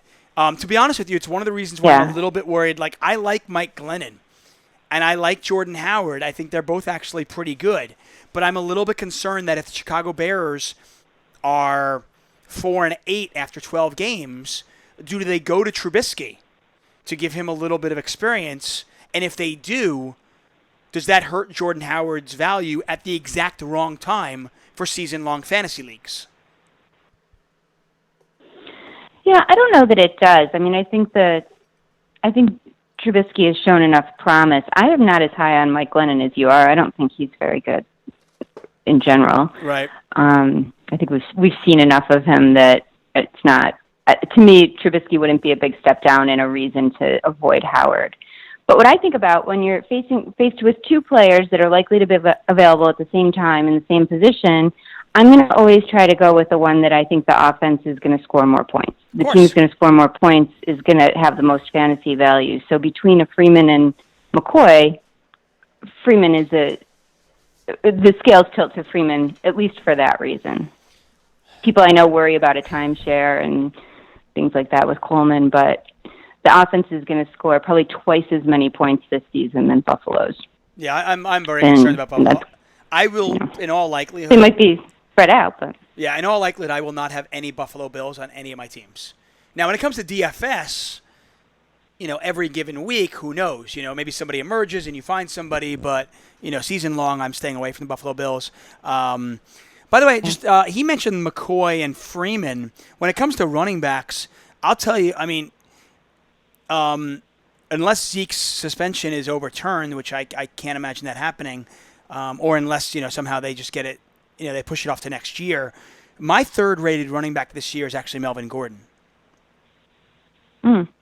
But, just for the same reason, by the way, I think he's the only game in town in San Diego, and I like their offense. So I feel like he has. He's the only running back in town, but they have a competent passing offense. They do, to take right? Some of the pressure off. Right. Yeah, I feel like he kind of has the best of both. Like he's going to get the workload that McCoy's going to get, and they have an offense that's not quite as good as Atlanta, obviously, but it's still good. Yeah. One strategy that I've heard, and you could make similar cases for Jay Ajayi and Todd Gurley. In a PPR? At a similar, so maybe not pick 7, but really the difference between, I think, those 4 or 5 guys isn't huge. But if you don't feel real confident about any of them, I've heard, I forget who wrote about it. I don't like to say something without giving credit. I read it somewhere else. It's not my idea. But what to do with those late first-round picks is to maybe lock up what will be, a number 1 quarterback or a number 1 tight end. So going Brady or Gronk in the first round, which is totally unusual, to ensure that you have that one position locked up if you don't feel great about your running back option at that point. And the three best wide receivers are gone. Maybe the 4 best wide receivers are gone by that point. So that's another option to lock down the number 1 tight end or the number 1 quarterback. Right. My strategy, just for people to know that my strategy, generally speaking, if I'm in a 1 quarterback and 1 tight end league, and I am in a couple of leagues that are 2 quarterbacks and 2 tight ends, is I'm not even looking at quarterback or tight end until like the 9th round, generally speaking. But just because there's just so much value later on. And that's pretty standard. Yeah, exactly. And I have no argument with you. Right. But that's the thing. Plenty of competent people at that length. You mentioned best ball. In terms of the the differences between like strategy you're looking for best ball, I assume like guys like Deshaun Jackson go way up in value. Yeah, people with those, that are going to be 2 touchdowns and 100 yards 1 week. Ted Ginn is a good candidate for that. The Antonio Browns, even Ben Roethlisberger. People that are going to have really great weeks sometime and really bad weeks others. You can take advantage of all the good and eliminate all the bad. You do have to be a little bit proactive in that format and make sure that you have enough depth if injury strikes. Otherwise, you're dead in the water. But I was going to say, how big are those rosters? That position, so it wouldn't. How big are those rosters? rosters? The rosters are big. They have to be. If I have, let's say Eli Manning has They a pretty high really ceiling, deep. so I would like Eli Manning in that league, but I certainly don't want Eli Manning every week. So I'd have to have Eli Manning and maybe 2 other quarterbacks also. Right, Derek Carr. Even Carson Winston Palmer, I don't mind. 3. You probably want 3. 3 because solid guys. If one of them gets hurt and one of them has a bye week and one of them has a shitty week, then you're screwed. So, right. That's interesting. Okay, so that's available on myfantasy.com. Are you affiliated with them at all? Or no. No. You're not. Okay, I wasn't sure if you had a promo code for us or something like that. Oh no, sorry. What's your? I don't know that there are. It's pretty straightforward. You pay your $10 or $25 or whatever, and you're in. No, I like it. I just wasn't sure. Hey, if you had a promo code, it would be great. You should probably contact them and be like, hey, listen, I'm selling your site. Your DFS strategy. Well, there's only a week left. Your DFS strategy. I always feel like there is some opportunity, especially early in the season, where your research and what you found differs from what a site has found and what others have found. Like, I always feel like when it comes to betting, if you're ever going to beat Vegas and win in sports betting, it's probably weeks 1, 2, or 3, where maybe you're ahead of the game. You think like this year, like I personally, I'm one of the very few who I'm down on Marcus Mariota. I'm on an island. Yeah, right you're now. one of the very few. Oh, I'm on an island. I know everybody else loves the guy. I know everybody loves the Tennessee Titans.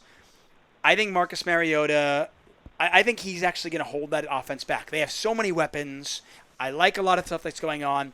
I think he's going to hold them back. But I'm an island, so if I'm right, I can capitalize on that. What do you do when it comes to DFS? Is there something that you've noticed early on where what you found is different than what everybody else has found?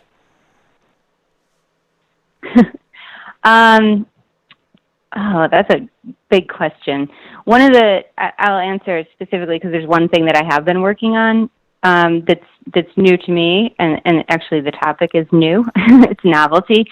One of the biases that I've written about, so many of them, I have a book on cognitive biases in fantasy sports, but one that I've never touched on is novelty bias, and it's the idea that people are drawn to and prefer the new choice over the familiar choices. And it can be seen across the animal kingdom in many, many behavioral decision situations.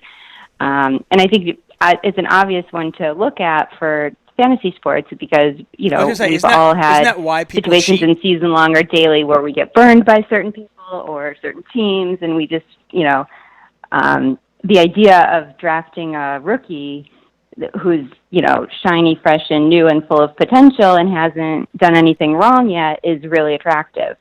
So I got the data from my friend Sam from Daily Fantasy Cafe. He's starting a new site that's really going to be designed kind of from the way he describes it, it's not live yet, but it kind of sounds like like NBA Wowie or something where you have the ability to just kind of query all these random situations like how well does the Rams running back do when the quarterback gets injured in the game, or just random stuff like that. But what I had him pull was rookie fantasy performance, DraftKings and FanDuel performance for rookies versus the rest of the league over the last 4 years at each position.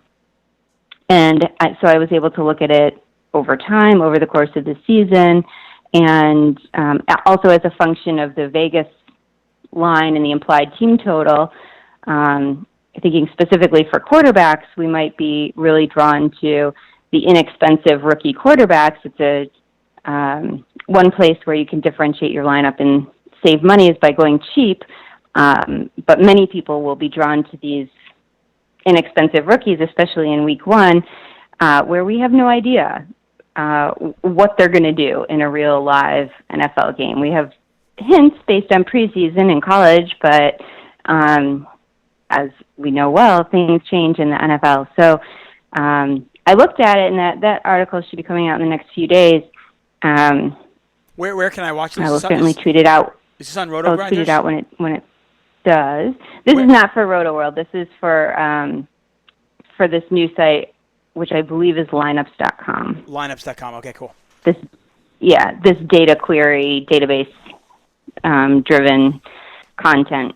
The good news is I follow you at so Renee they Miller. asked me to test it out, and I requested the data that I wanted. I wanted to do this novelty study.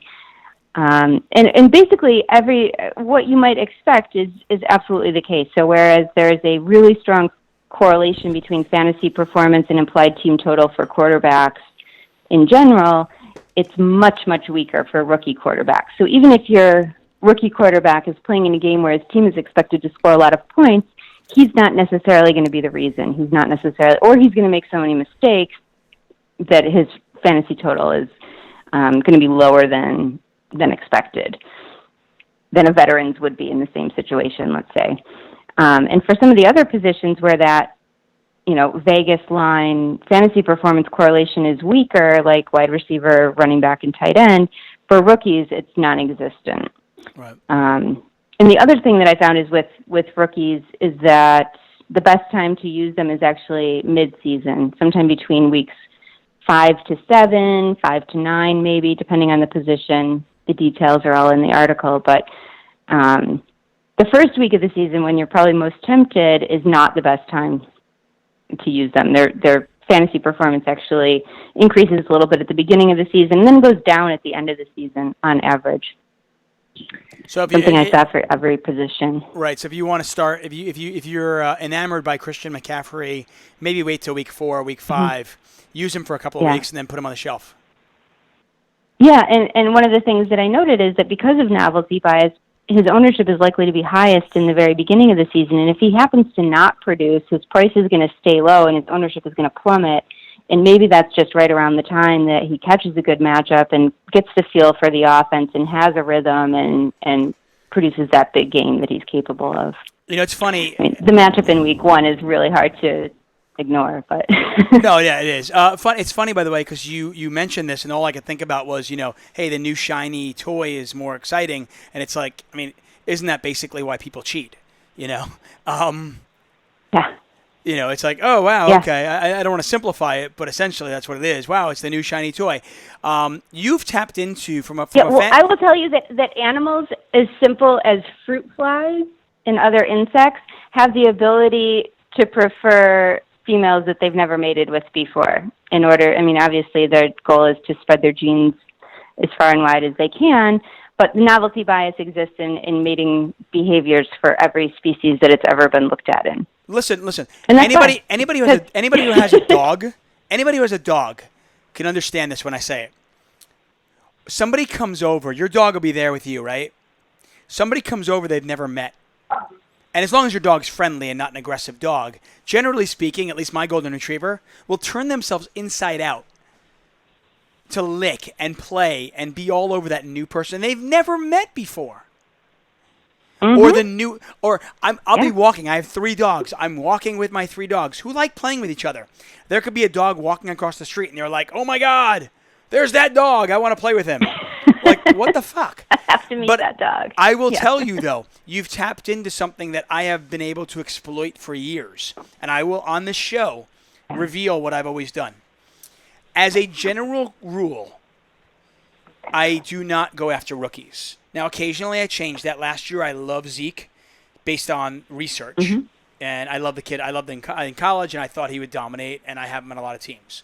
And this year, there are a couple of rookie running backs that I don't mind taking if I find them to be of value at a later point in the draft. Yeah. Okay? Like I had, before Spencer Ware got injured, I have Kareem Hunt on a couple of teams because I got him late, and I thought Kareem Hunt actually might take over by week 7 or week 8. Turns out he's going to take over sooner than that, so I got lucky. But as a general rule, I will not go after rookie receivers or rookie tight ends, and instead I will go, and Matthew Berry, I think, has coined this term. I don't want to steal it, but basically he calls about post-hype sleepers. Players that were hyped up a couple of seasons ago because they were rookies, and they were the shiny new toy, and they suck like most rookies suck. Most rookies aren't Randy Moss. Most rookies are not, Kelvin Benjamin. Most rookies struggle. Mm-hmm. But then in year 2 or year 3, we forget about that guy and we think, oh, that guy stinks. And then sometimes they emerge. Mm-hmm. So the guys that and like I said, they might turn into nothing, but guys that I will look at late round flyers, or if I'm in an auction for $1, I will look at guys that we all salivated over a couple of years ago. Remember Nelson Aguilar? Everybody thought this guy was going to be great a couple of years ago. And he didn't. He wasn't great. And now everybody's forgotten about him. They don't even think about him. Whatever. So now I can get him for nothing. And he might suck. Yeah. And he might it's not clear that Carson Wentz is thinking about him either. No, and he might not be. And by the way, the guy might suck, and I don't mind because I'm taking him in the last round. So if he sucks, I just replace him with somebody else. But this is a guy who was talented enough to be drafted in the first round. And then maybe 2 or 3 years later, he's figured it out. I've heard a lot of bad things about Kevin White, okay? There's another guy that especially with Cameron Meredith's injury, even before then, I'm like, hey, listen, the guy's a starting starting receiver in Chicago. He was drafted 7th overall a couple of years ago. Hey, maybe he stays healthy and maybe he figures it out. If he doesn't, I'm not wasting a high draft pick. For $1, it's a possibility, right? Exactly. Yeah. That's kind of where I'm going at. Funchess, too, I think, is a good candidate there. There you go. He's a guy For Carolina. Last year, everybody thought this was a guy who could emerge. So generally, like my strategy in a lot of these leagues is I go after the guy a year later, a year after he was hyped up, a year after he was the hottest girl in the bar. That's the year I want him. You know what I mean? Yeah. And then sometimes you find guys like that are just like these gems that just develop a little bit later. So yeah, I mean, and people are still buying into the 2014 rookie wide receiver year, and that year was such an outlier, but it was so powerful, and so many people made money on it that it really is permeating the mind of the groupthink on rookie wide receivers. Still, I think it's been 2 years, but guys, it's ridiculous. When I did this, it was like 8 of the top 10 best rookie wide receiver performances were from that year, and 5 of them were Odell Beckham Jr. I mean, it was like so skewed. Most rookie wide receivers are not good. Yeah, it's just so ridiculous because you kind of look at it and you go, you kind of want to look at it and be like, guys, every year an Odell Beckham doesn't happen. That is an absolute anomaly. No, but so I just I'll be honest. That's what people want. I mean, rookie running backs are fine. Like I said, the problem is, like you said, there is that inclination and people overpay for the new shiny toy. So generally speaking, the Christian McCaffreys and the Leonard Fournettes and the Dalvin Cooks are going to be overpriced based on what their probable return is going to be. Now, 1 or 2 of them is probably going to have a great season. Just good luck trying to figure out. Like Kareem Hunt, I thought was a nice value last week. Now I think he's suddenly overvalued. Yeah. I did a mock draft today, and he went 32nd overall. Yeah, it's become like ridiculous. It's just like the guy's still a rookie, and I know he's going to get the ball, but I mean, if he fails, how fast is Andy Reid going to go to Shirkandrick West? I don't know. Anyway, hey, listen, can we get you on on a regular basis again? Talk DFS? Of course. Okay, awesome. Yeah. Guys, once again, Renee Miller.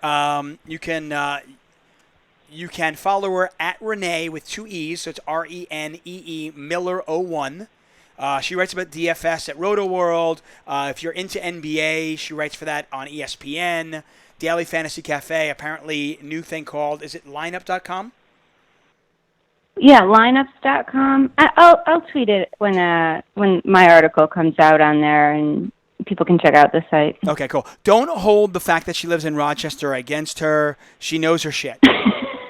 If anything, guys, celebrate it. I'm going to send you wine. If anything, you should celebrate it because think about it. She lives in Rochester. There's nothing else to do but study these things. That's right. Okay. That's right. Hey, that's all we do. Thanks again for your time, as always. We'll Good to talk to you. Hey, next week we can chat and we'll let's get our first week lineups in. Yeah, let's do it. I'm super excited. Okay. All right. Later. Have a good one. Renee Miller, guys. So fantasy football, like I said, I mean, for strategy, I mean, there's a lot of things that are kind of funny. Like I'm in 10-team league, I'm in a 12-team league, I'm in a 14-team league, I'm in a 16-team league. I'm in PPR leagues, I'm in standard leagues. And it's funny, a lot of the players that I play against, they treat them all the same. And they're not even close to the same. You've really got to understand what the rules of your league are and how to achieve what you're trying to achieve. I'm in a 10-team league where there are waiver wire picks up every week. There's going to be a lot of really good players on the waivers. So in a league like that, and this is very simple, I'm going to swing for home runs. I don't want Frank Gores. I don't want Pierre Garçons. Now, these guys are very solid, and they will help me a lot in a bigger league, in a 16-team league. But in a 10-team league, I want home runs.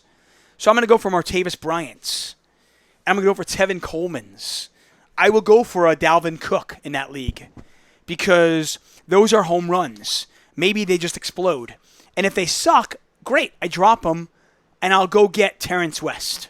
I can go get somebody like that on the waiver wire. Now, in a 16-team league, if I swing for the fences and I miss, I'm screwed because the waiver wires aren't as – the players on the waiver wire are not going to be replacement value. You're going to be in a lot of trouble if you're relying on the waiver wire. So you've got to be really aware, and I can't emphasize this enough. It's like know the rules of your league. Know how you win. So that's just like my 2 cents about fantasy football. We'll talk a little bit more about it next week, DFS and stuff like that. If you have any questions for me personally, I'm an open book. Tweet me at Tuck on Sports, and I will let you know what I think. As my outlandish thought of the year, Marcus Mariota, who according to NFL.com is the 6th-ranked quarterback, I think he is going to finish outside the top 12, probably closer to 15. I watched him play preseason game for Chicago. Normally, I'm not really that concerned by like one game because bad game. But his mechanics were way off. This was just not just a bad game. It was his mechanics. And this was a guy that I had some questions about when he came out of college. After his rookie year, I don't think the jury was sold on him either way. He had a great fantasy second season. But even though they brought in tons of weapons, and that's why everybody's like, oh my God, Marcus Mariota is going to make the mix, I'm not sold. I actually think that they are going to have trouble reaching their lofty expectations, and I think the reason they're going to have trouble reaching their lofty expectations is Marcus Mariota. I think Derrick Henry is going to steal enough from DeMarco Murray to make him not worthy of his draft position. Because of Marcus Mariota's troubles that I think he's going to have, I'm staying away from all of their receivers, including their tight ends. So, the only player that I could theoretically make an argument for drafting or paying for in an auction, and that would be because I can get him really, really late, would be Derrick Henry, because there is upside there, and the price is right. Like, I like DeMarco Murray if I can get him in the 4th round, but let's be honest, he's going in the 2nd round in every draft. In fact, I have DeMarco Murray in one league, and I'm now kind of like, shit, I wish I didn't have him. I'm upset already. But Corey Davis, Rashard Matthews, Eric Decker, Taywan Taylor, they have a lot of weapons there. And if I don't believe in the quarterback, then I certainly can't believe in all of those weapons getting enough to make any of them fantasy worthy. So I am on an island thinking the Tennessee Titans are going to be a failure. I'm not a believer. I don't know what their over-under is. Let me check right now what their over-under is in – let's see if I can find it. I'll go on Bovada really quick and see.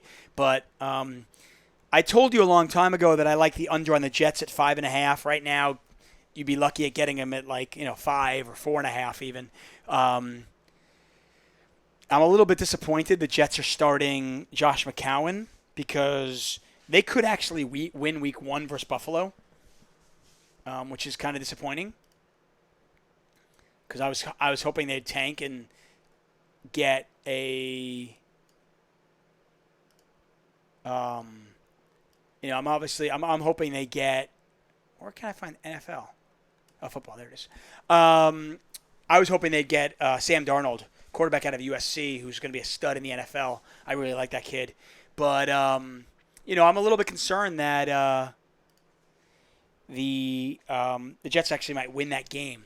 I still like the Chargers over 7.5.